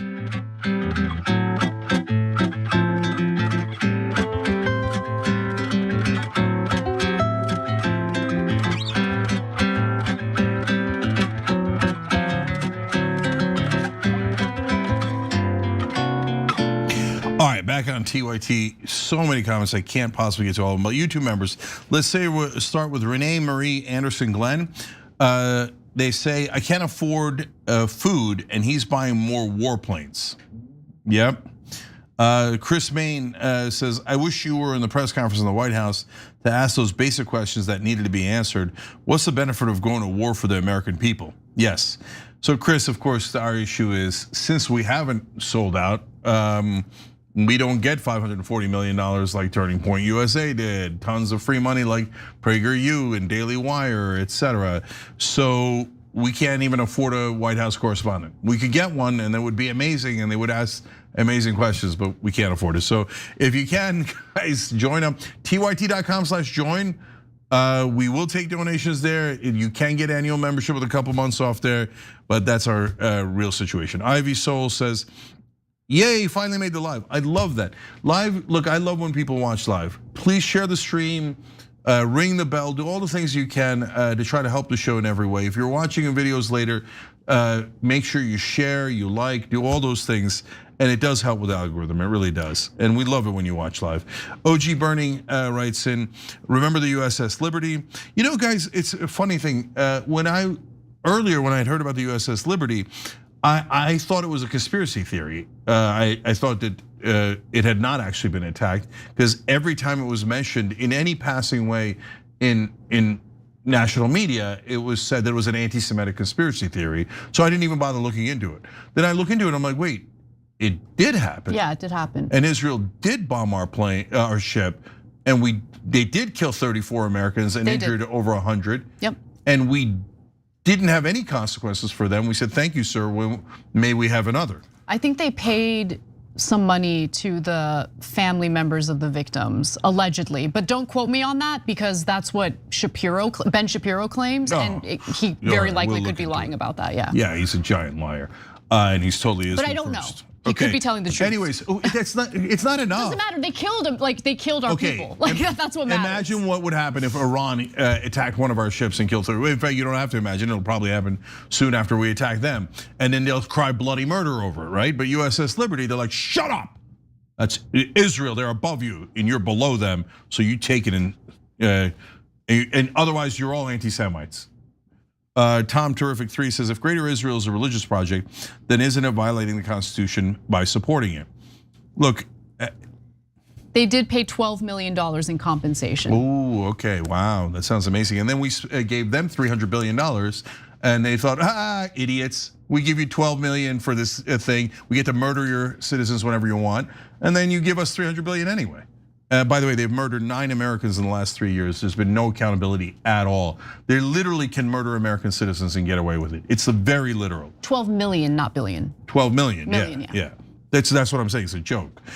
Timmy D says, JD Vance claimed Iran wants nuclear weapons. They're lying to get us into war. Also embarrassing, how embarrassing is it that Trump doesn't know what he wants yet? Totally. Ed Ladawi says, Tucker Carlson went to Israel to interview Huckabee and they detained him. He did the interview in the airport for his own safety. They don't want that interview getting out. You'd be nuts to go to Israel. I mean, if you're an American, they can kill you and there's nothing that anybody can do about it. We'll be back.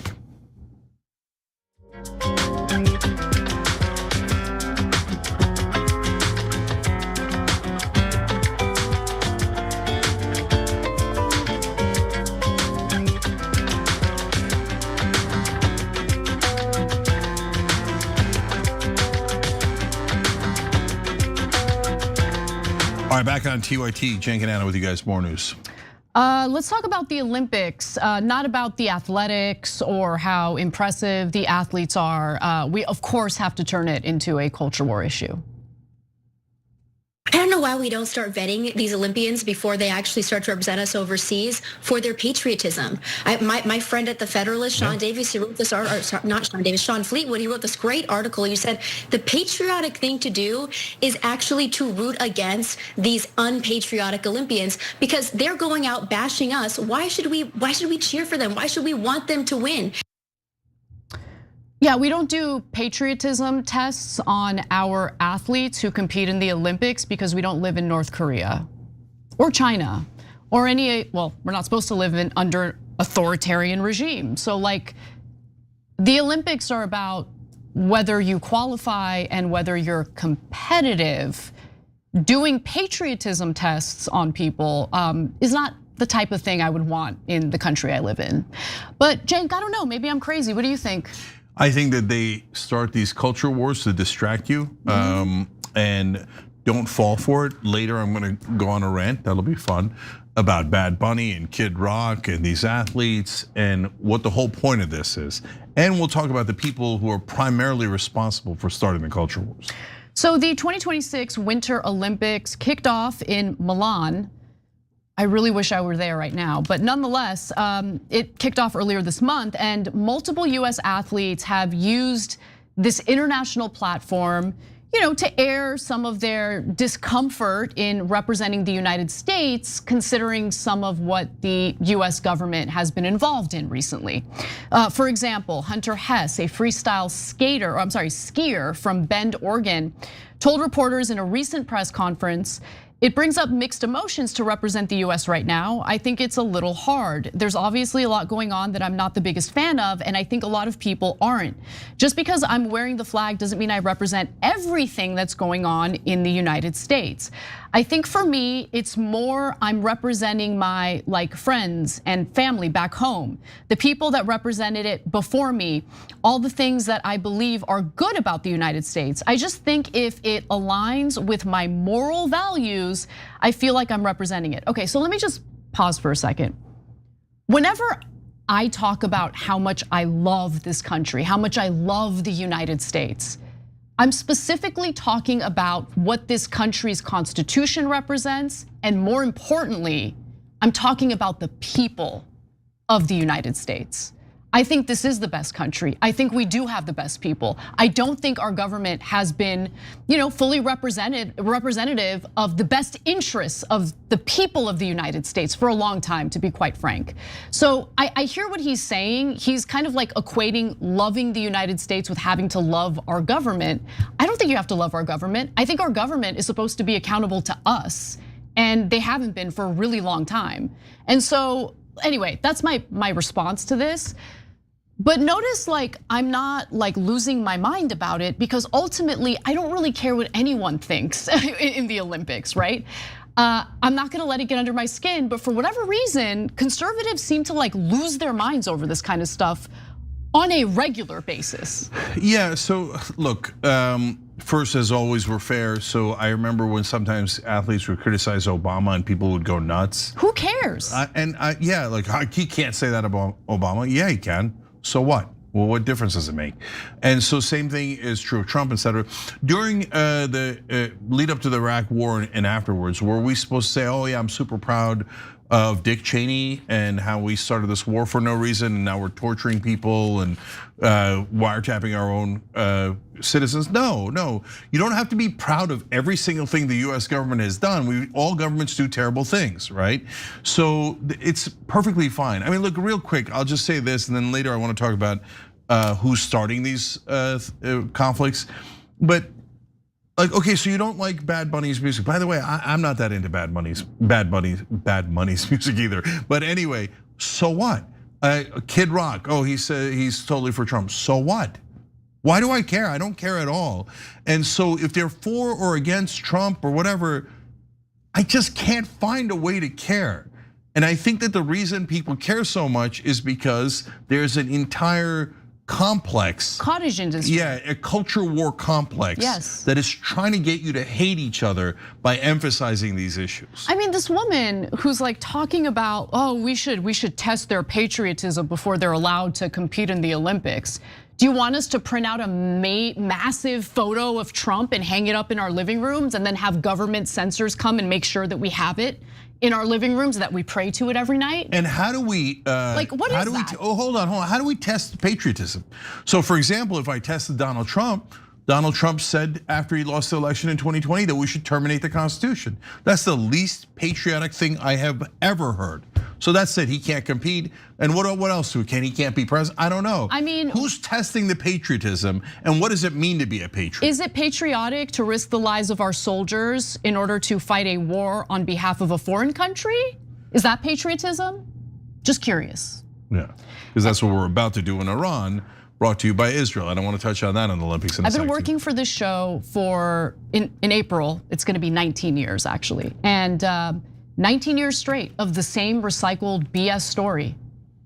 And it comes up every few months. It's like, oh my God, aren't you so mad at these athletes because they have political opinions and they're airing them? No, I'm not upset. In fact, if I don't like their political opinions, I just change the channel and move on with my life. Aaron Rodgers is the quarterback for the Pittsburgh Steelers now. I love the Steelers. I don't care what Aaron Rodgers' opinions are. And I know people get really upset about that. No, you have to hate Aaron Rodgers. Do you know what he said during COVID? I don't care. Throw the goddamn ball, okay? And if he won us a Super Bowl, I'd love him forever. Oh, you can't love him. He's terrible. And by the way, my friends say it. Guys, let it go. It's sports. Meanwhile, by the way, I'll throw this in real quick. Swiss announcer is covering the bobsled. The Israeli team comes in. He explains, this is weird. I don't know why they're allowed to compete under their own flag, because the Russians were banned for competing under their flag because of what Russia did in starting a war and taking political actions.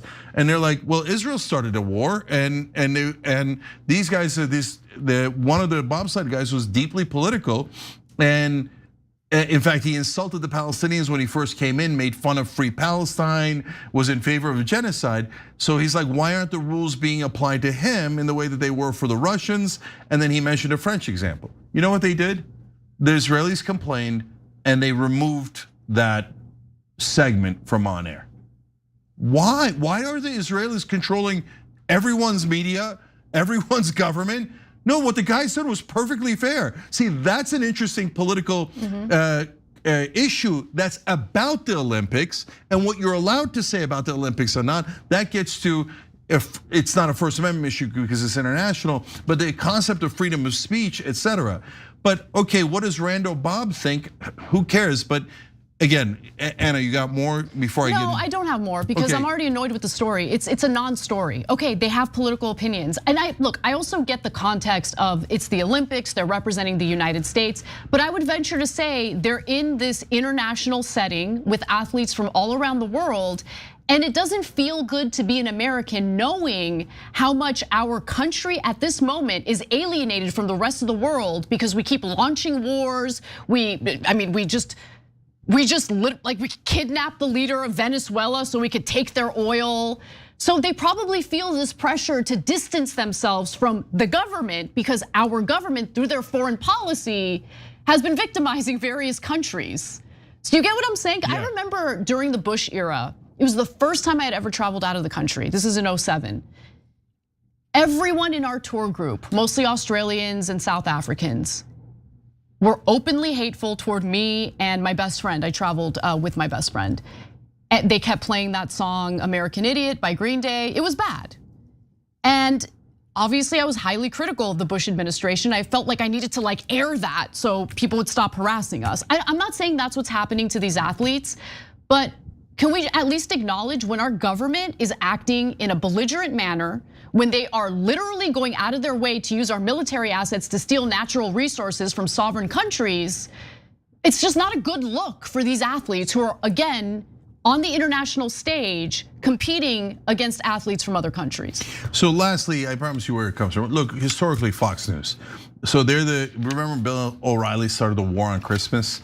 He thought that it was hateful to say happy holidays. I mean, that is stretching and stretching and stretching to try to find some sort of thing that's gonna divide us, right? Divide us based on religion, race, etc. And now who's the king of starting the culture wars? Daily Wire. Every single day, Daily Wire's like trans this and black that and hate these people and hate that people. Because why? They don't want you to look up. If you're divided and you think that all of your problems are caused by the person on your left or the person on your right, you'll fight them instead of fighting the donor class and the people who control our government.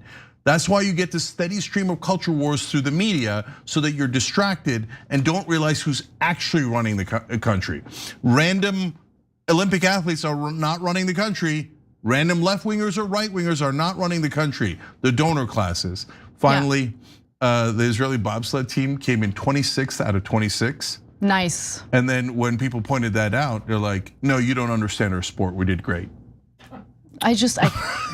Okay, in your sport, is it great to come in last? All right, we'll be back with Piers Morgan versus Randy Fine. Come right back.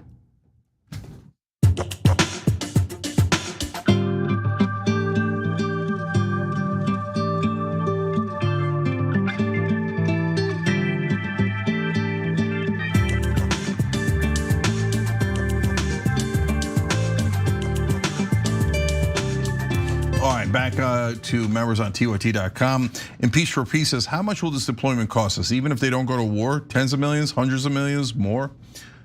I read about how much of it, like one of our actions cost but I don't remember now. I'll look it up. That's a great question, but my guess is that it might be in the billions. Like it's everything involving the military is enormously expensive, and we're moving a giant percentage of our fleet over there. So that's a great point. Lynn Fowler says, Anna, you're almost correct. Israel was a failed state, once a failed state in Iran, and every future greater Israel territory. Yep. Yeah, and the fact that our press doesn't talk about greater Israel, another joke. Their leaders, their cabinet, talks about how they're going to annihilate their neighbors so they can set up greater Israel because they think it's their land. That's what Nazis said. The Nazis were like Sudetenland, Czech, Poland, and so that's our land, and we're gonna kill anybody that's in our way and take that land. That's what Israel's saying now, but you're not allowed to say it. You're not allowed to say it, okay? Good. Shut up and never give anybody the truth. And then by the end, like I said, the entire country will watch honest shows. Little Mac McGee, I'm in full agreement with you, Jing. I think Stephen Miller is the shadow president in many ways, not even with Trump's blessing. I think he just does stuff without even asking, and Trump has no clue. I think that is also true. Trump doesn't have any clue about anything that's going on. He's watching TV like a child. Corden Biggie says, Cenk, you said a bad word about an orifice. I did, Corden, you're right, you caught me. Pseudo Dragon says, King Charles hates his brother. I'm certain that the moment he took the throne, he was looking for excuses to cut him loose. Yeah, so Queen Elizabeth, that was her name, right? Yeah, Queen, sorry, I had a brain fart. Queen Elizabeth seemed to like favor Andrew. I don't know why, but like. Charles doesn't seem like a very likable guy. You know, I gotta say, like the way that she expressed love, which was kind of cold, not good, very bad. Yeah. I think the royal family has issues on that, but I don't care. I'm a damn lib says, Les Wexner seems comfortable being an obvious liar or the dumbest man on the planet. Plus those questions lacked any punch at all. And Norfolk in a way Dragon says, I think about this show, I watch this too much. There is no too much. No, there is no too much. Metal Turtle, thank you for gifting a sub on Twitch. We appreciate you. On Super Chat, Michael Cotavelli says, I think that the FBI doc that says Kushner is the brains may have some validity. Miller runs domestic, Rubio foreign, but Kushner has no official role, is somehow always in the room when it comes to foreign affairs. So, Michael, that's a good point too. Look, I think that there's one thing we know, which is that Trump is not in charge, right? And he's like a little child that they bat around. They're like, oh, Donnie, go this way, go this way. Oh, you'll be so tough.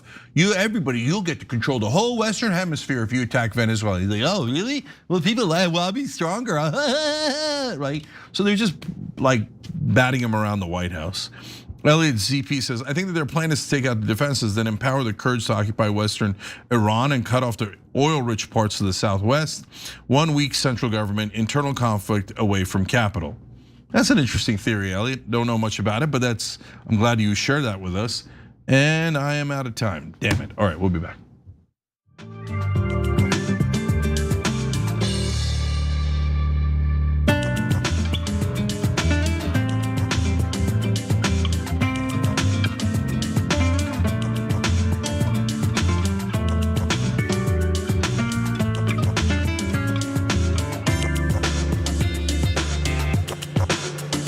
All right, back on TYT, Cenk and Anna with you guys. And Ganja Cat. First of all, Ganja Cat, your handle's awesome. Second of all, thank you for upgrading through the join button. You're fantastic. We definitely need that, so I appreciate anybody who could do that. So either the join button below or tyt.com/join. That's deeply appreciated as well. All right, Casper, what's next? This is next. It takes quite something to unite Gavin Newsom and Megyn Kelly.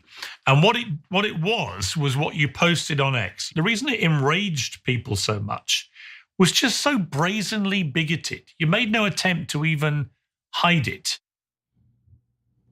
Turns out everyone hates Congressman Randy Fine, and I will allow it. Now, he made an appearance on Piers Morgan's show where they had a bit of a debate about the fact that Randy Fine is openly hateful against Muslims.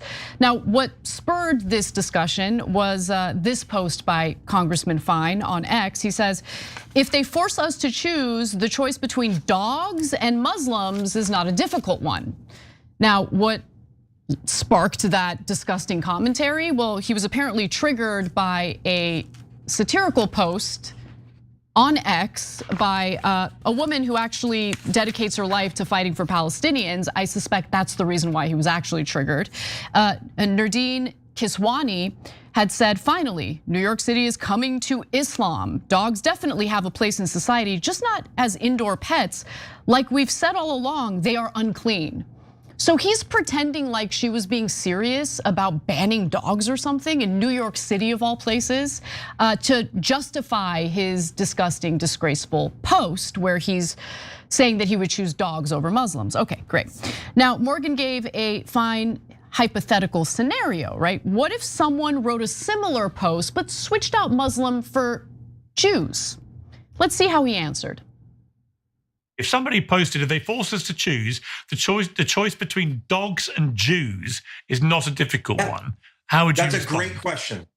Absolutely, yes. But the difference here is that Jews are not asking people to give up their dogs. Jews don't eat pork, but we don't tell people that they can't sell it. One of the things that people are learning through all of this is this dislike of dogs is not unique. This is a mainstream Islamic view, and I'm not criticizing it. Different religions like different animals. Hindus worship cows. Good for them. Muslims don't like dogs. That's okay. I'm not criticizing that. But they are the ones asking us to submit to their faith, and that's not okay in the United States of America.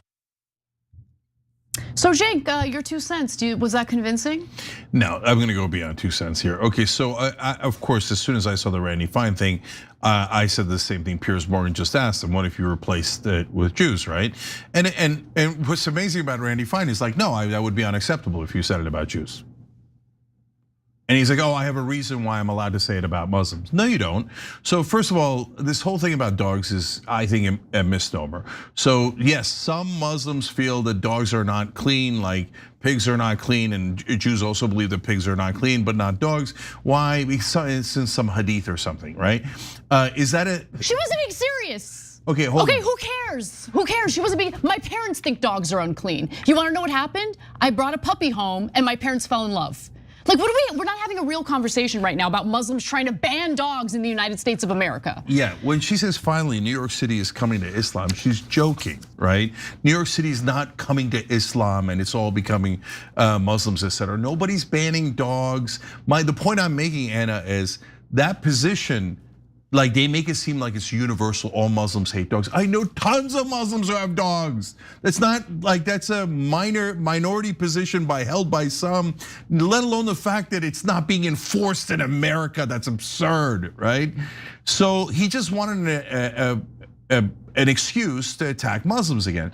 And it's not like Randy Fine is unclear about this. He said we should kill everyone in Gaza. He said it twice. He said we should use nukes. He said we should nuke them and kill them all, or starve them all to death, right? So this is a genocidal monster, and he's like constant anti-Muslim attacks.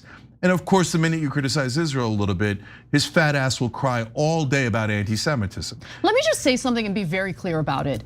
If the Middle East were dominated by Christian majority countries, all of the propaganda we hear about Muslims would be replaced with anti-Christian propaganda. I guarantee it. I guarantee it.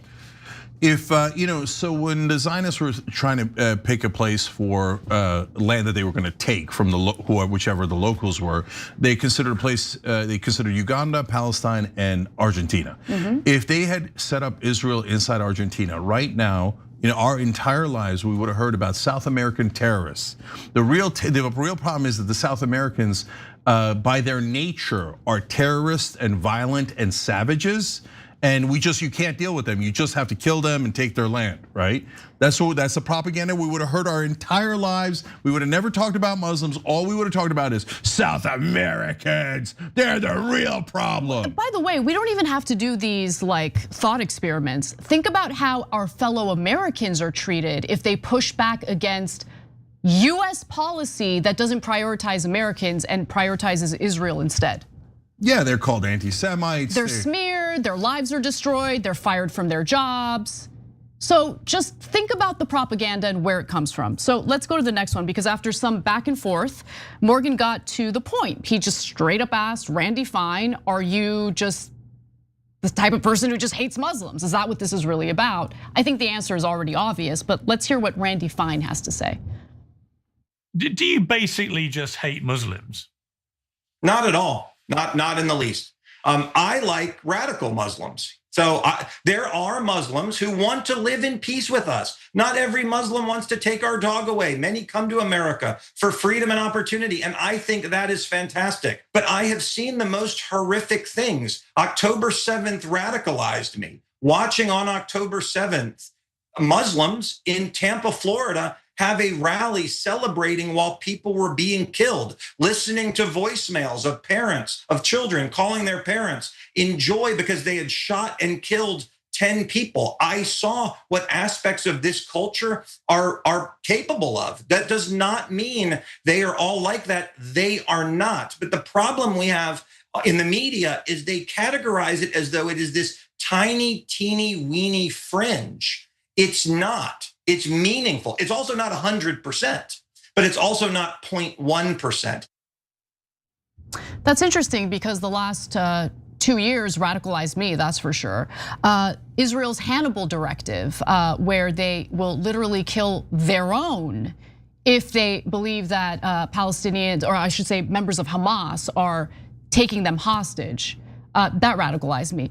The video of the IDF soldiers gang raping a Palestinian hostage in prison, that radicalized me. The story of Hind Rajab, a little 5-year-old girl getting pumped with bullets by a member of the IDF as she was trapped in a vehicle full of her dead relatives, that radicalized me. All of the lies from the Israeli government, the pressure for the US to risk the men and women in our armed forces, to carry out Israel's wars, to fight their battles, that radicalized me. Realizing that our media has been bought and controlled by Zionists who lie to us, that radicalized me. So let's talk about who's being radicalized here and why that radicalization exists in the first place. Okay, so if you could make it through the voice of Hind Rajab, which is a new movie out by Watermelon Patriots. I can't get through it. If you can get through it, then you okay, go ahead and support Israel. And you hear the 6-year-old girl and she's like, please come get me, please come get me, please save me, for hours and hours. And then finally, of course, the ambulance arrives and the Israelis murder everyone in the ambulance and the 6-year-old. Oh yeah, that's right.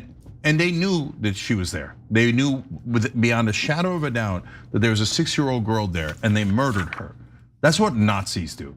Okay, so now back to Randy Fine. It was an interesting Freudian slip that he said there in the beginning. He said, I like radical Muslims. There is truth in that because they used a few radical Muslims to justify killing all the Muslims and taking their land.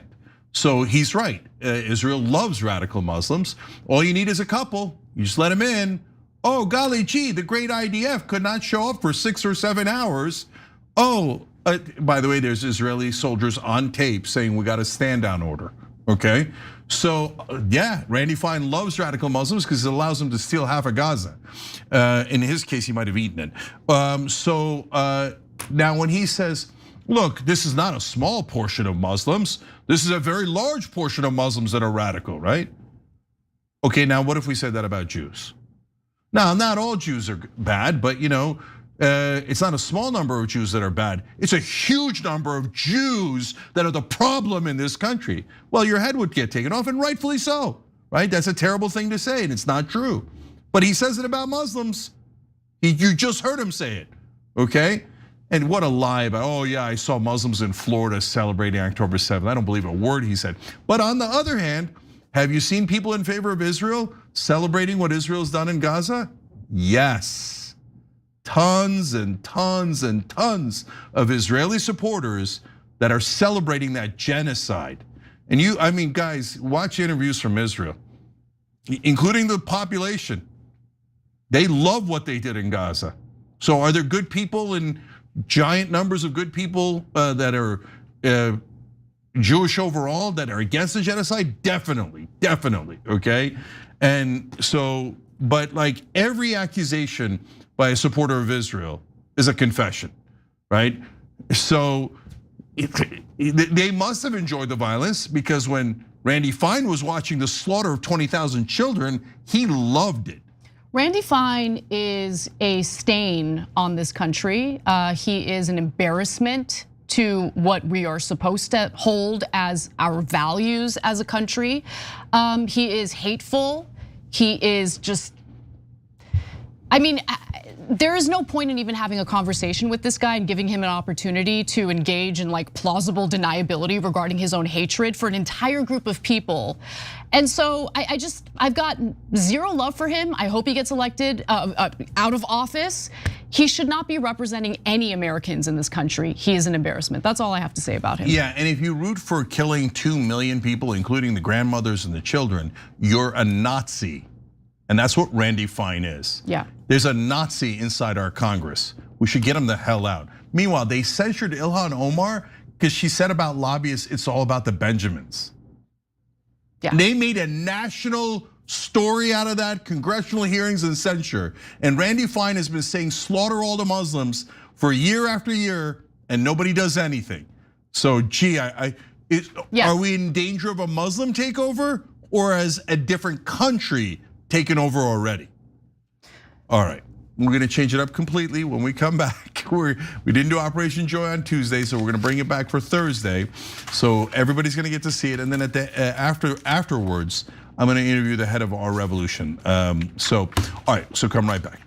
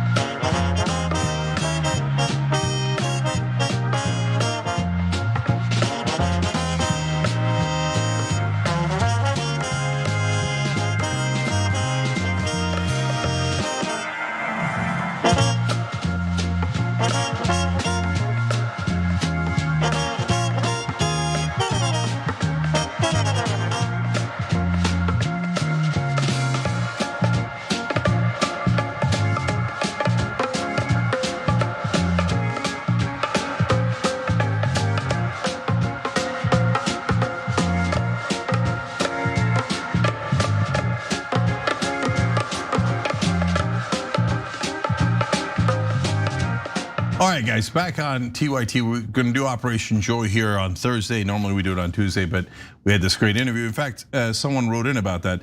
I'm going to read a bunch of comments that were left from the show, but every one of them gives me joy. So I appreciate you guys, and this is my portion of Operation Joy. Then I'll read your comments from tyt.com/joy, and then write in as we're talking. What gave you joy? If you got a question for Cenk, but could I be happy under this circumstance or that? I'd love to answer your questions. If you've done any of the things that I've suggested throughout these episodes, I'd love to hear that. So let's start with somebody who's a member on tyt.com. Pessimistic Progressive said, Cenk, since you're patting yourself on the back right now, well, it sounds about right. I'll add that you were right on something else. I watched a TYT interview with Carrie the other day, and what stood out the most to me was how frequent and how angry she was in having to defend herself as not anti-Semitic. I'm reading this blind, by the way. You had predicted last year pro-Israel people would start calling conservatives as anti-Semites, and the right wing would get far more upset than us progressives because we're used to it. That interview was fantastic, but that's what stood out to me, how it will backfire. Well, who doesn't love you? Okay, thank you, appreciate that. And yeah, I mean, look, every time someone's called an anti-Semite, it increases anti-Semitism. I mean, so we are impervious to it because we care deeply about this stuff. We grew up with Jewish friends, we have a Jewish family. We're logical. We do this for a living. We're not going to let it spread to hatred of Jews, right? Under no circumstances. But if you're an average person and somebody comes up and calls you a terrible name, you're unlikely to like that guy going forward, right? That's not a complicated thing. It's not like a big bold prediction. And this happened with a lot of the independents, unfortunately. And let's keep it real. Let's be honest about it, right? So Democrats went to them and said, racist, fascist, Nazi. And they're like, oh, okay, then I guess I'll vote for Trump. Because who's gonna vote for a guy calling them a Nazi or a racist, right? Now, Israel's doing that mistake at scale. They've called almost all of America anti-Semites by now. Anyone who objects to Israel in any way, shape, or form, anti-Semite, but then they go another layer and they try to destroy you. So it's not the average guy, again, but there are powerful people who go, oh, Carrie Prejean Bowler dared to defend her religious liberty and not bow her head to Israel. That's it, she's off the commission. Let's try to ruin her life in every way. Let's call her an anti-Semite, let's smear her, let's end her. Well, when you have a bunch of thugs like this in your country, what is it gonna do? Of course it's gonna increase anti-Semitism. Who would go through that and go, oh, I love these guys, right? So you hope people are more rational and don't blame Jewish people, but blame the people who are doing it, which is the government of Israel and their allies. But hoping for, it's the world's worst strategy. So anyways, okay, look at all these great people who gifted memberships on YouTube. Box gifted 1, Fat Satter gifted 10, and Randy Fine Ate My Handle gifted 10. So you guys are awesome, we love you for it. Ganja Cat wrote in, love TYT. With work and a toddler, I can't catch you live, but I always tune in later. The unity you all promote has genuinely helped me shift my mindset in a more unifying direction. Keep up the great work. That's awesome. We love you, Ganja Cat. That's great. And you have a great handle, and thank you for upgrading. Oh, ganja sounds so good right now. All right, Seeking Truth in Last Days says, I've been far right my whole life. This is now super chats. I've been far right my whole life, but recent events, Charlie Kirk, Israel, Palestine, Epstein, made me see both parties protect power. Glad I found you, unbiased, rooted in empathy and love. Thanks. Yes, that's what I want. That's what I want, and I want that represented across the board, right? Anyway. Let's keep going. Yeah, and guys, it is we appreciate you saying that about us. We really do it. But mainly I'm going yes for being in favor of empathy and love and unity and actually bringing the country together. Because if we're not united, we're never gonna get the donors out. It's not just about Israel, guys. In order to pass a constitutional amendment, you need the whole country, otherwise you can't pass it. Yes. And the only thing that could fix this is getting money out of politics through an amendment. So, all right, last one, Make It Make Sense said, love you guys. love you guys are pounding this economic problem during Biden and now. Yes. We didn't want deficit reduction, we wanted debt reduction. We didn't want inflation slowed, we wanted deflation. They go hand in hand. So, I mean, I appreciate all you guys noticing that we're unbiased and we're actually just trying to look out for you guys and not the powerful. And I think that the huge part of the reason for that is that I'm stunned by I mean, I shouldn't be. It's kind of, as I was gonna say it, sounds childish, but kind of stunned at how much money has affected all of the rest of the news outlets, right? So you get money from big pharma, and they're your #1 advertisers. All of a sudden, you don't realize that not being able to negotiate drug prices is anti-free markets. Like that never occurred to you. No one ever said it. The politicians are your second biggest advertisers, and all you do is kiss the ass of the politicians. So what is this? That's not news, that's just marketing. So anyways, all right, now to Operation Joy. Storm Herald already wrote in, a YouTube member, saying, Operation Joy, my daughter walked out with hundreds of other students today to protest ICE in one of the most ICE-friendly states, Idaho. Wow. I've never been so proud. Aww. And so my son also walked out at his high school. They had a walkout, and the entire high school walked out. And if you're wondering why they did, that's because some of their classmates had been taken by ICE. Jeez. Okay, and my daughter's middle school also, some of the classmates taken by ICE. And so, and by the way, they got one of them back. They did this huge campaign to raise money, etc. So I don't know if they were an American citizen, that's why they got him back. But like, this is crazy stuff. Anyways, I'm not overly proud of this, but my son does the walkout. I'm like, all right, great. And I'm like, okay, what did you do? Did you guys chant? Where did you go next? And he's like, I mean, we walked out, but then like we were hungry, so me and a couple of guys went to Shake Shack. I'm like, so that's your first protest? I will You go to allow Shake it. Shack. I will allow it.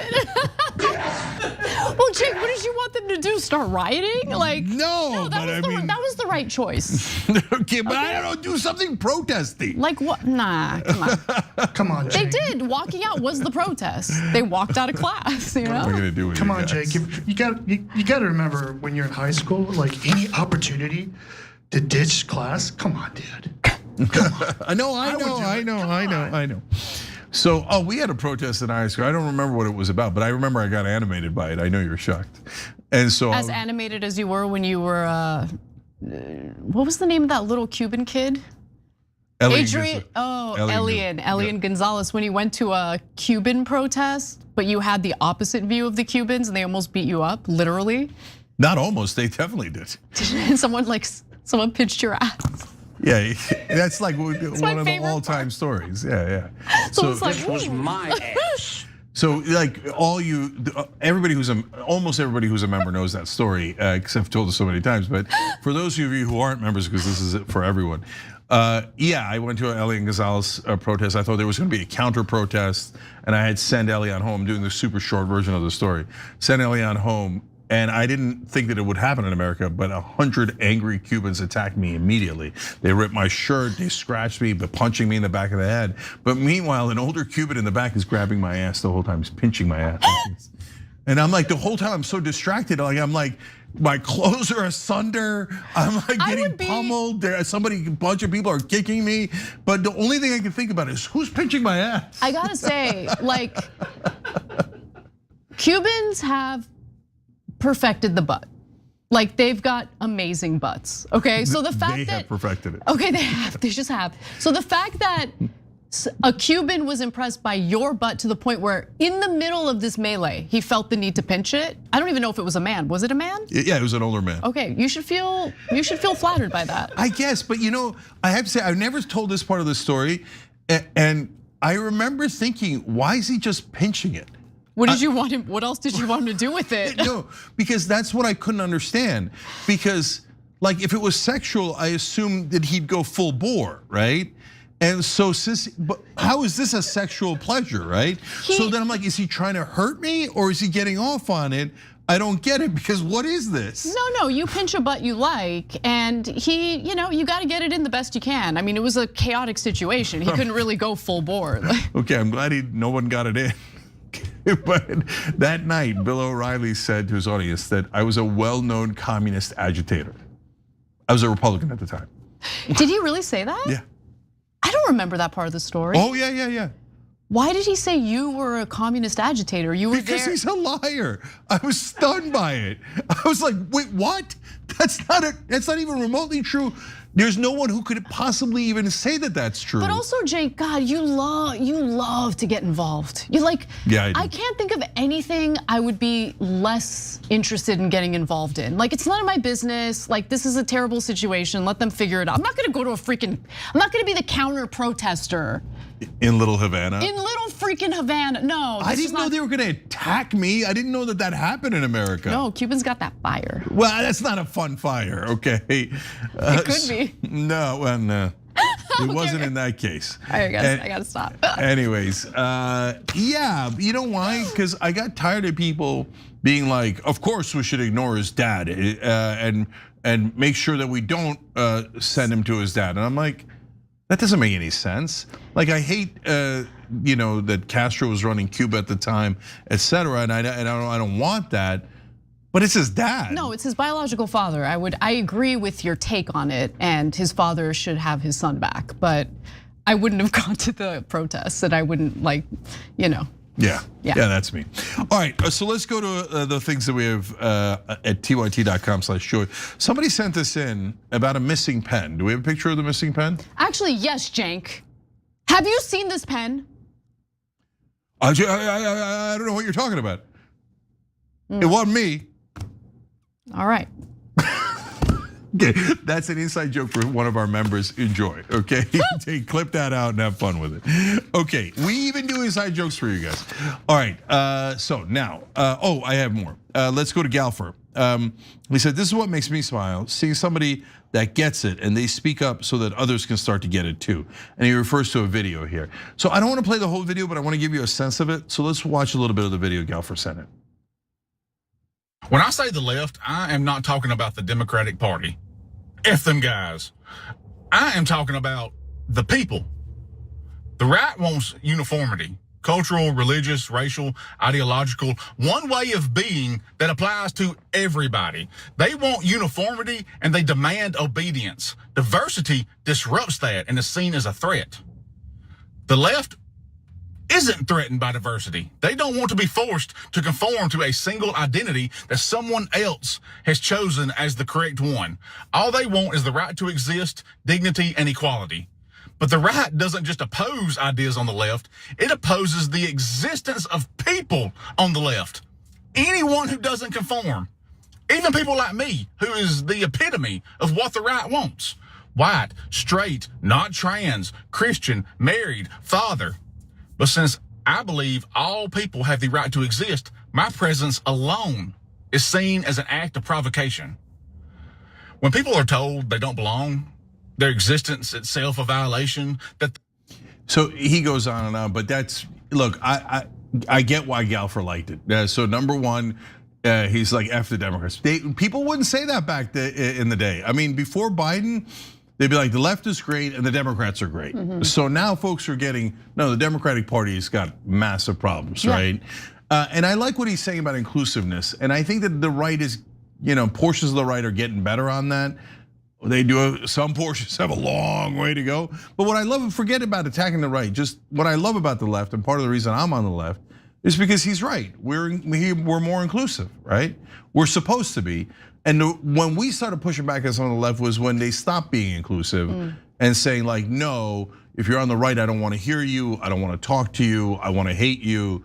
And that's not us. That's not right, right? And so that's not supposed to be the left. And so anyways, I think we're getting past that now and I love it. When you don't talk to people who disagree with you or might have a different worldview from you, what you're essentially doing is allowing your in-group to tell you what the other side thinks. And oftentimes it's inaccurate. Yeah, and look, the last thing I'd say about the portion of the right that is not in favor of diversity or inclusiveness, which is a healthy number. Look, guys, it said, what do you want people to do? And so that's why it never makes sense to me, right? So what I've asked this before of people if I'm having a conversation with them, and like during the 2016 campaign, Trump said he wanted to ban all Muslims from the country. Now we can debate about what kind of travel ban he eventually put into place and why he did and all that stuff. But he definitely said during the campaign that he wanted to ban Muslims. So am I supposed to be okay with like my family getting banned, people from my background getting banned? Is that a fair ask? Like, does it not even occur to you to think, hey, wait a minute, if I tell a guy that I want him banned, even without knowing anything about him, he might not like me. Like, of course. So to me, being inclusive is kind of clearly the correct moral position, and honestly is better politics in the long run. So anyways, all right, so Galfer, thank you. Christina Salazar wrote in, joy today is the nice cool air we've gotten in gray, cloudy weather today. After several days of pretty intense heat for February, it's nice to enjoy some rain. So Christina, I don't know where you are, but a lot of people would disagree with you, of course. 100% disagree with you. I think you're an eco-terrorist. Just kidding, I'm kidding, but I hate the rain and the snow and the clouds. And everything we've been going through here in California over the last several days. Christina, I'm on your side. So I literally felt the same thing you did. A couple of days ago, it was torrential downpour here in LA. Disaster. And I was like, It feels like it's like the East Coast and you're in a little cabin and the rain is pounding away and there's a storm. But we don't live in the East Coast, I love it. And you put on a sweatshirt or get under a blanket. And in LA, you rarely ever get a chance to go under a blanket. So exactly. It was beautiful. I loved it. I love the change, but I like it as like a rain tourist. Right. Yeah. No, I get it. Yeah, when I was in the East Coast and it was so freaking cold last week. I was in Jersey, New York, and DC, and the first night was just brutal. So that I didn't enjoy that. That was too much. But the rest of it was like, oh, look at this little cute little vacation I have in winter, right? Because I get to go back home to LA. But if you're out there on the East Coast and you got to live through that for 3 months, I don't envy you. I like it as a change of pace. All right, Aubrey G says, I stumbled across this YouTube channel called NM Raging Granny. That is a group of adorable elderly ladies who write and sing amazing protest songs that are such a breath of fresh air. Linked here is one of my favorites from them, Things That Go Trump in the Night. And she says, if you need a smile and to feel a little faith in humanity restore, I highly recommend checking out their channel and watching all the clever lyrics and righteous rage these sweet grandmothers in New Mexico have shared. This is my first time sharing here, but as soon as I discovered these ladies' channel, I knew instantly that I needed to bring it to Operation Joy. Now, we're gonna show you, I don't know, we're gonna show you the whole thing again. I don't wanna take too much time, but as soon as I started watching it, I was like, oh, Aubrey, I totally get it. These ladies are awesome, watch.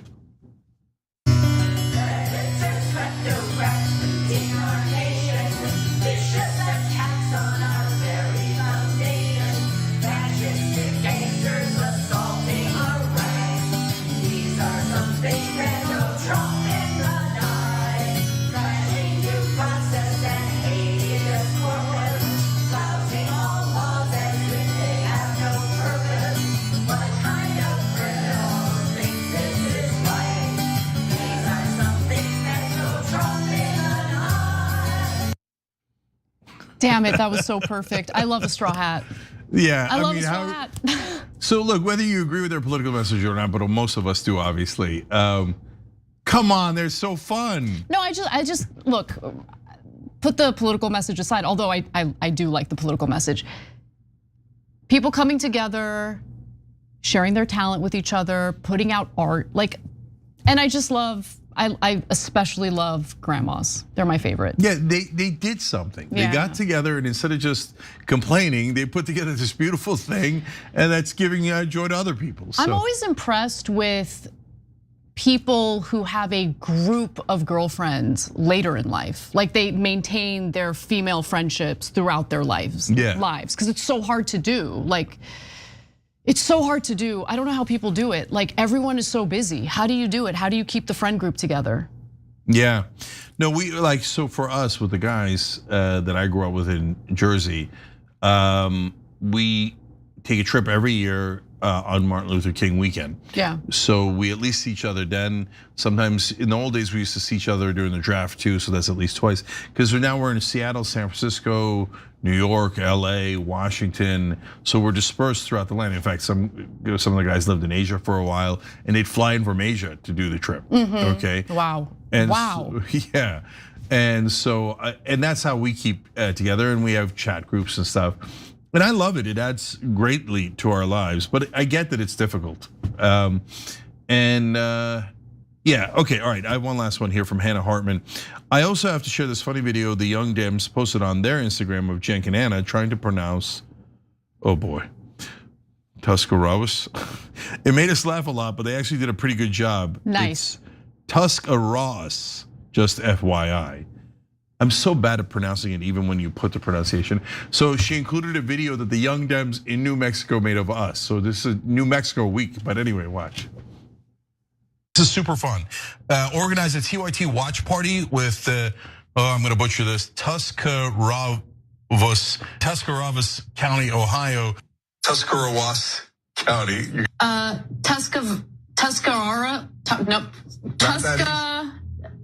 Tuscarawas. There's no way that's right. Raras. It's Tuscarawas. No, come on, that sounds even funnier. Tuscarawas. I looked it up. Tuscarawas? Tuscarawas. Raw. Tuscarawas. Tuscarawas. We're the worst. We love you for having a watch party. We just know it's us, not you. Okay. I love Tuscarawas. I don't know about you. Yeah, I'm gonna have some Tuscarawas later. Doesn't Tuscarawas sound like delicious? I've been to Tuscarawas, Alabama. Oh, really? No. No. Plus, it's in New Mexico. I know, I was making a joke about Tuscaloosa. Oh, bro. Okay. Which it didn't land. Okay, it was my fault, it didn't land. Okay. Yeah. All right, well, Tuscarawas. It's happy to have you here. I said, wow, Tuscarawas. All right, I've got some comments here. Let me start with a short one. Octo Squiddy says, well, of course Anna hates weather. She's been sheltered in the city that literally has none her entire life. That's correct. That's correct. The sun is healing. Do you ever feel like, and I'm not exaggerating, I literally do feel this way. Sometimes, like if I'm having a tough day and I go out for a walk and it's sunny, feeling the heat of the sun hit my face, it feels like medicine. Well, I'm not surprised by that, and I bet that you could find some science that backs that up. We're meant to want to be in the sun. I just want to be outside all the time, and I don't know why I didn't choose a career path that allowed that to happen. You know? Yeah, I mean, like park ranger. Oh God, park ranger is like the best job in the entire world, except for when there's government shutdowns, obviously, which happens often. But still, you get to be outside. You just get to be outside all day. Yeah. Oh, your dog's not on. I would let the people do the dogs without the leash situation.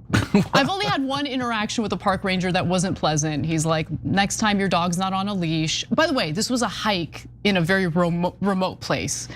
There's no other people there except for this one park ranger. And he's like, next time you're gonna get a ticket. Interesting. So basically Anna says, I found the one outside job I could do, the one where I actually wouldn't do the job. Totally, yeah. Okay, okay. By the way, in different Operation Joy episodes, I've talked about how one of the keys to happiness is to have a low bar, right? So this is the George W. Bush philosophy. Yeah. The trick here is to keep expectations low, right? So he has mastered that. Yeah, he did a pretty good job with it. So when it was raining and it's pouring, you know what I was appreciative of? Shelter. And I literally thought that to myself, like if we were in the woods back in the day and it was raining like this, oh my God, we'd be miserable, right? Yeah, but you know what? Homo sapiens figured it out. They did, they're amazing. That's like right. we are amazing. Like not now, we're too soft now. Like I would not survive in the rain outside without shelter. But back then they figured it out. Yeah, but it was deeply uncomfortable. Now we have beautiful shelter, so enjoy your shelter. Even if it's like a rinky-dink place, doesn't matter. At least you're not getting wet, it's warm, you're covered, you got a blanket, okay, low bar. And then once I thought that, I was like, America. Okay, a quick correction from Delaware Dragon who says, the Raging Grannies aren't only in New Mexico.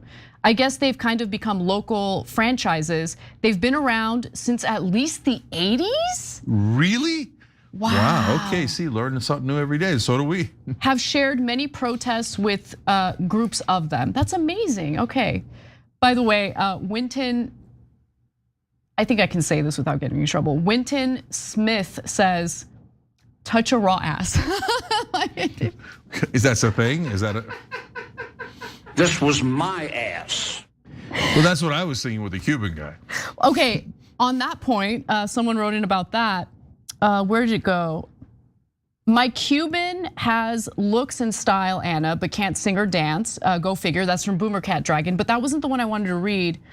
Someone said like, if like a female Cuban pinching your ass is a compliment, a man doing it, not so much. I disagree.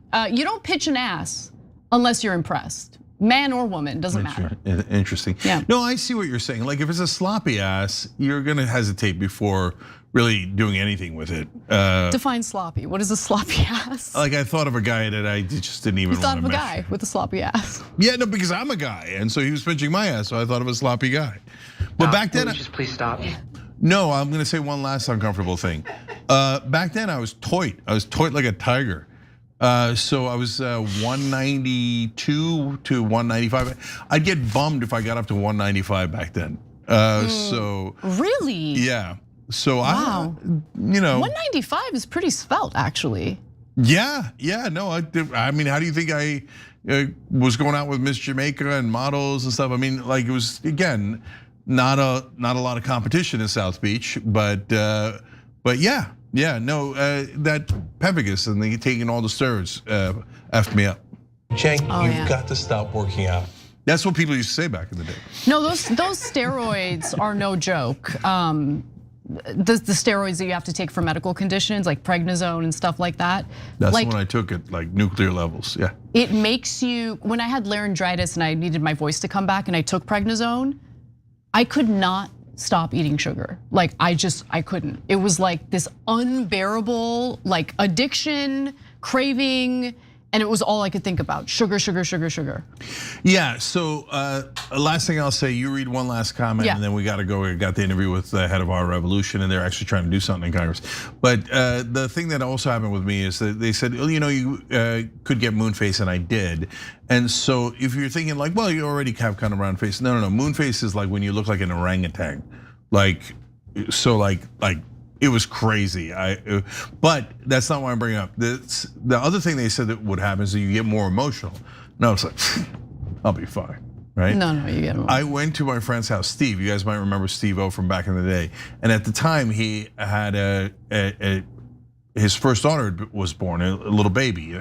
And I went to their house and I saw a man. And the minute I saw the baby, I was like, "Oh, she's so precious, she's so cute." And then I started to weep.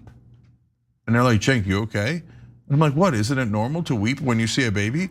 They're like, "Not really." I mean, if you see your baby for the first time, after it's born. But anyway, Little Mac McG says, my joy was last weekend. My daughter and I went to a new Korean restaurant called K-Pot. Korean food is so good. And that's funny. I like that. K-Pot as in K-pop. Clever name. It's just like her Tuscaloosa joke. Totally. It's an authentic Korean all-you-can-eat hot pot and barbecue. It was great experiencing it with my daughter after spending many years in Korea, getting to show her what real Korean food is like. And let me tell you, the food was not sourced from one of the American food monopolies. It was amazing. You can grill and you have a grill and burner, and the hot pot comes with a base of your choice, and you order the food off an iPad, and it comes out. Oh God, this sounds really good. Like you don't have to communicate with anyone. You just order on the iPad. You what I love about these Korean restaurants, especially the Korean barbecue places, they bring out, even before you order anything, they bring out these tiny little bowls, like dozens of them, full of little I don't even know what they are. I don't know what they're called, but they're delicious. Yeah, like almost like tapas, mezes, that kind of thing. Yeah, they have their own version of mezes. It's not an appetizer. They're just little, They're little tasty tastes of I don't know, delicious things. No, the Koreans are super hot. Like half the shows we watch are Korean shows. No, they're They're taking over the culture, Cenk. And you know what? I will allow it. Yeah, I mean, they're doing a good job with the culture. So yeah, our last favorite Korean show was Physical Asha, Stand By. Like that's not Korean, that's English. You're saying stand by. They're like, stand by. Yeah. Ready. Anyways, love the Koreans. My daughter wants to go to Korea now because K-pop Demon Hunters. Oh my God, that's so good. Yeah, I've watched it with my nieces. So good. Told you. So told you. Okay, that's a quality movie. It is. And those songs are catchy as so good. Oh my God, I made me want to call everybody my soda pop. I don't know if I'm allowed. Is that inappropriate? Like I can't call you my soda pop, right? You probably shouldn't. Stop. Lucius, please stop. You probably shouldn't do that. You play that one more time and call you my soda pop. Stop. Lucius, please stop. All right, guys, we're not done yet. I'm gonna come back, interview the head of our revolution. Hey, they're cooking up something to actually do something in Congress, so we wanted to share that with you guys. Casper was, special guest next. Tomorrow, I'm gonna be on the first hour tomorrow. I'm gonna crush it. I was gonna tease it and I was gonna not say who it was. No, it's gonna be me. I'm gonna be here for the first hour and it's gonna be dope. All right, guys. She'll see you tomorrow. I'll see you in a minute. Bye-bye.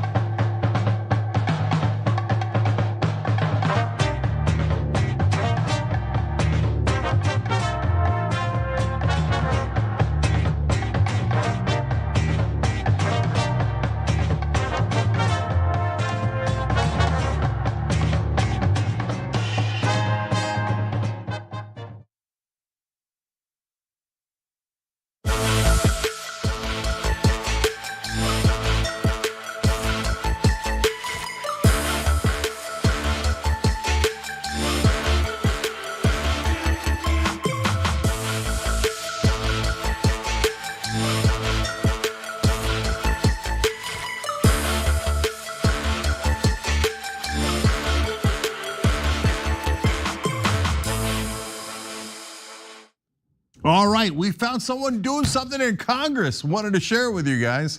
Joining us is Joseph Geevarghese. He is the executive director of Our Revolution. That's the group Bernie set up after his first run. And he's working with 3 Congress people to try to get something done. So Joseph, welcome back to the show, brother. Hey, Cenk, good to be with you in the TYT community. All right, wonderful. So you guys are working with Rashida Tlaib, Jayapal, and Delia Ramirez. So tell me what you guys are working on. So the core thing that we're focused on is defunding the oligarchs.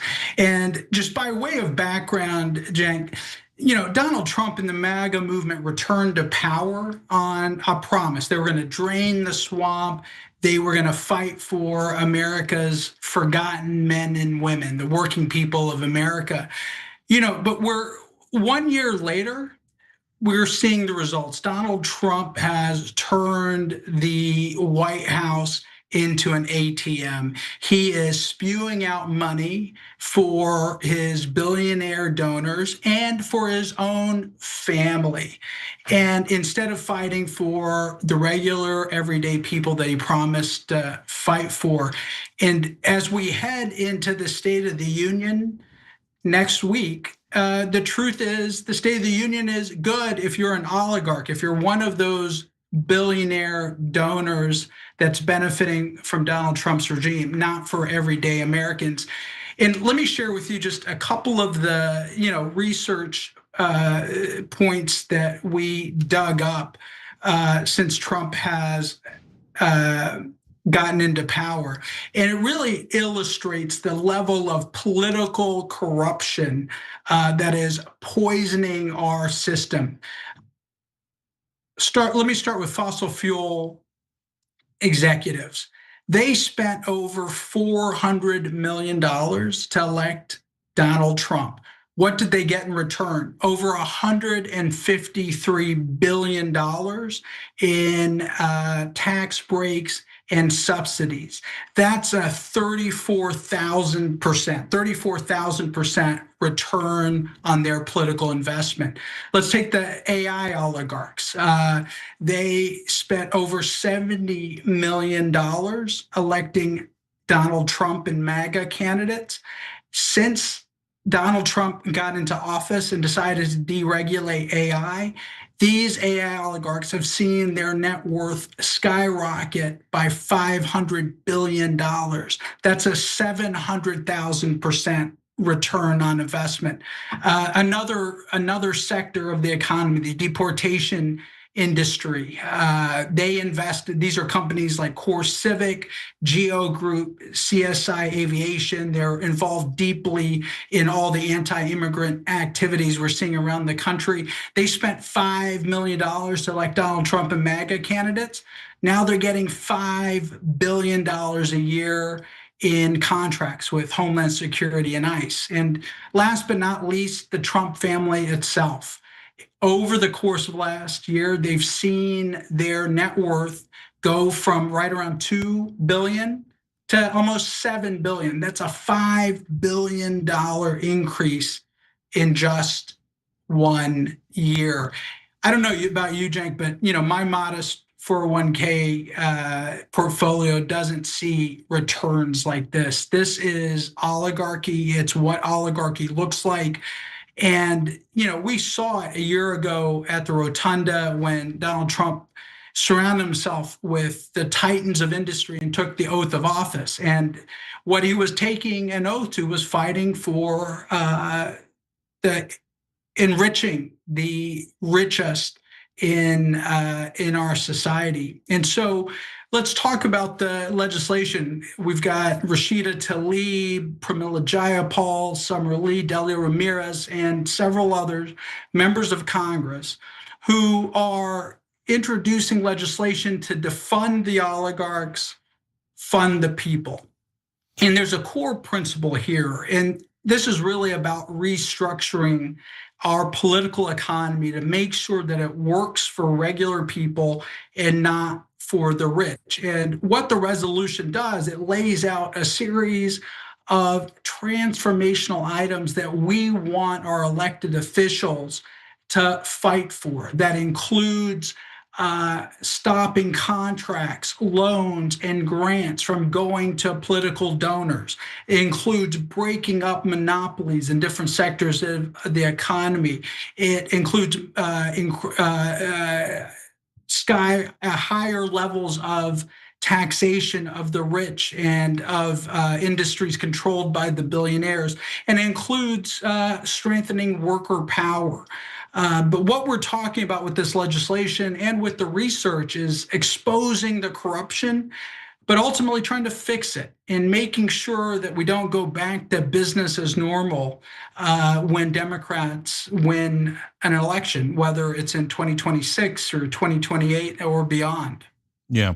So first, quick question, and then I get to the more substantive stuff. So first, to the audience, like, if you're wondering why the top executives are all like fawning over Donald Trump, Tim Cook, Jeff Bezos, etc. I mean, Joe just told you they literally made billions and billions off of Trump getting into office, and directly through corruption, subsidies and other things that they received. So if you're going to get a couple $1 billion, you might kiss his ass too. I mean, I hope you wouldn't, but that's kind of the business they're in. So, but what I wanted to ask you quickly is there a place where people can see those stats? Because you mentioned some amazing stats there. If you guys did like an anti-Doge site, all the money you could save, that would be kind of pretty neat if we got rid of corporate subsidies. We do have a website, Cenk. You can go to ourrevolution.com and folks can go to the Fight Oligarchy section or the Defund Oligarchy section, and you can see the research reports.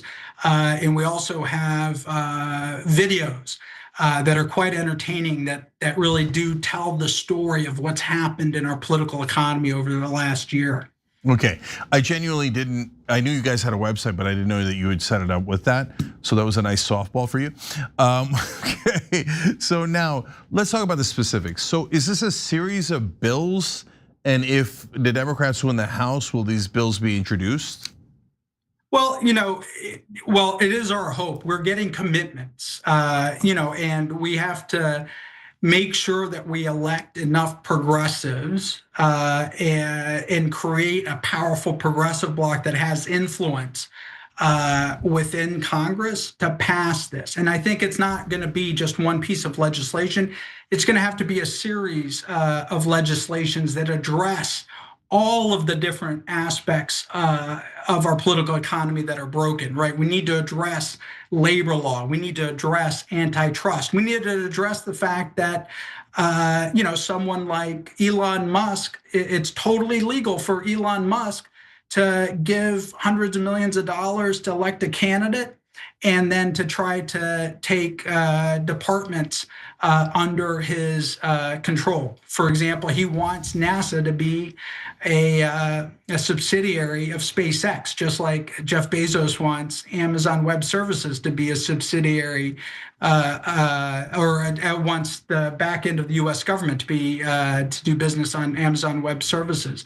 It's all perfectly legal right now, and so we need to make it illegal, and then we also have to do other things to fix all of the sectors of the economy that ultimately are broken, from labor law to antitrust. So the bills are not written yet. This is a commitment to push bills like this. Am I understanding that right? That's right. Okay. And it's a set of principles. It's more than it's basically laying out, this is what we have to do to live in the world that we want to live in. At the end of the day, we've done recent polling, Cenk, of our base. Usually over the past several years, when I ask our base, what are your top issues? They're like Medicare for all, Green New Deal, good jobs, union wages. That's changed since Donald Trump came into office. People have started to say, you know what, we need to fight the oligarchy. We need to dismantle the billionaire class and get dark money out of politics. And only after that was there universal health care and climate action and good union jobs. And what that says to me is people get it. They get that the system is so rotten, that the system, the political system, is captured by these oligarchs. That even if we want to accomplish, the things that we want, we've got some work to do. And that's what we're putting out, is a plan. This is the work that needs to happen to get us to the progressive world that we want to live in. Well, it's funny you mentioned that, because that's going to lead to my skepticism that you're going to have to deal with in a second. So keeping it real. But I love that the people figured that out before Washington did, before the press did. What you found out from your base is exactly right. And so that leads me to ask the question I was going to ask anyway, but it's a great setup for it. Look, honestly, we could put together great proposals and great bills, but is it going to make a difference? Because forget the Republicans, I don't think most of the Democrats are on our side. So how do we tackle this issue? Because we're really not going to get any of these bills until we figure out a way to neutralize or defeat or come to some sort of agreement. I don't know how we could ever get to an agreement with the corporate Democrats. I mean, just to give you one small example, and you know all this, Mark Warner today was interviewed and talking about how the real problem was Donald Trump didn't attack Iran earlier. I mean, how with Democrats like that, how are you going to pass any bill that's decent and for the American people? Yeah, look, you hit the nail on the head, Cenk. The fundamental problem is we've got a Democratic Party that's bought and paid for by the corporate class. The same corporate class that's subsidizing Donald Trump is paying for the Democratic lackeys who are carrying water for the corporate class. And so, look, this is a fight. It's not, it's not something that's going to get done in one election or two elections.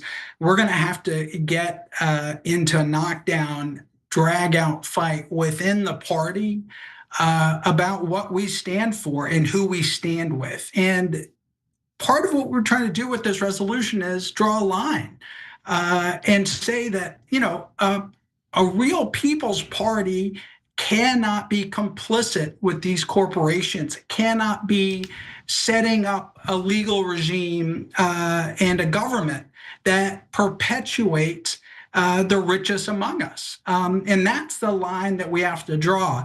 And look, what we're calling for here at the end of the day, Cenk, and what gives me hope, I'm cynical like you are, but what gives me hope is there was a New Deal, there was a Roosevelt, there were political figures who fought like hell to create massive realignments. And it wasn't just the politicians. It was, as Roosevelt passed labor law reform, as he fought to break up the monopolies, as he restructured our economy, there were masses of workers in the street protesting and putting pressure on politicians and the corporate class. And that's ultimately what we need in order to see political change.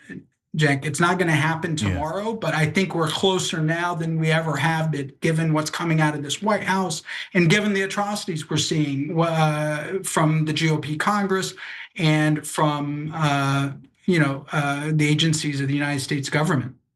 So look, I was happy to see that these Congress people are working with you guys, because it's nearly impossible to get Congress people to do anything, honestly, including our people. So I only see one real fighter in there, that's Ro Khanna. So that leads me to the question, not about these people, but in general, progressives in Congress, are they, you deal with them more often these days than I do. Are they ready for an internal fight? Because I don't see that. I mean, all progressives in Congress have ever done is lay down for the establishment. I've never seen them fight them. Bernie does a little bit around the edges, Ro does these days, but when they win Congress, are you sure they're gonna actually fight the corporate Democrats? It's gonna be up to us to make it. It's gonna be up to people-powered movements to call the question. And look, again, we did recently elect Zoran Mandami. That's exciting. Yeah. We have a socialist leading a major jurisdiction in this country.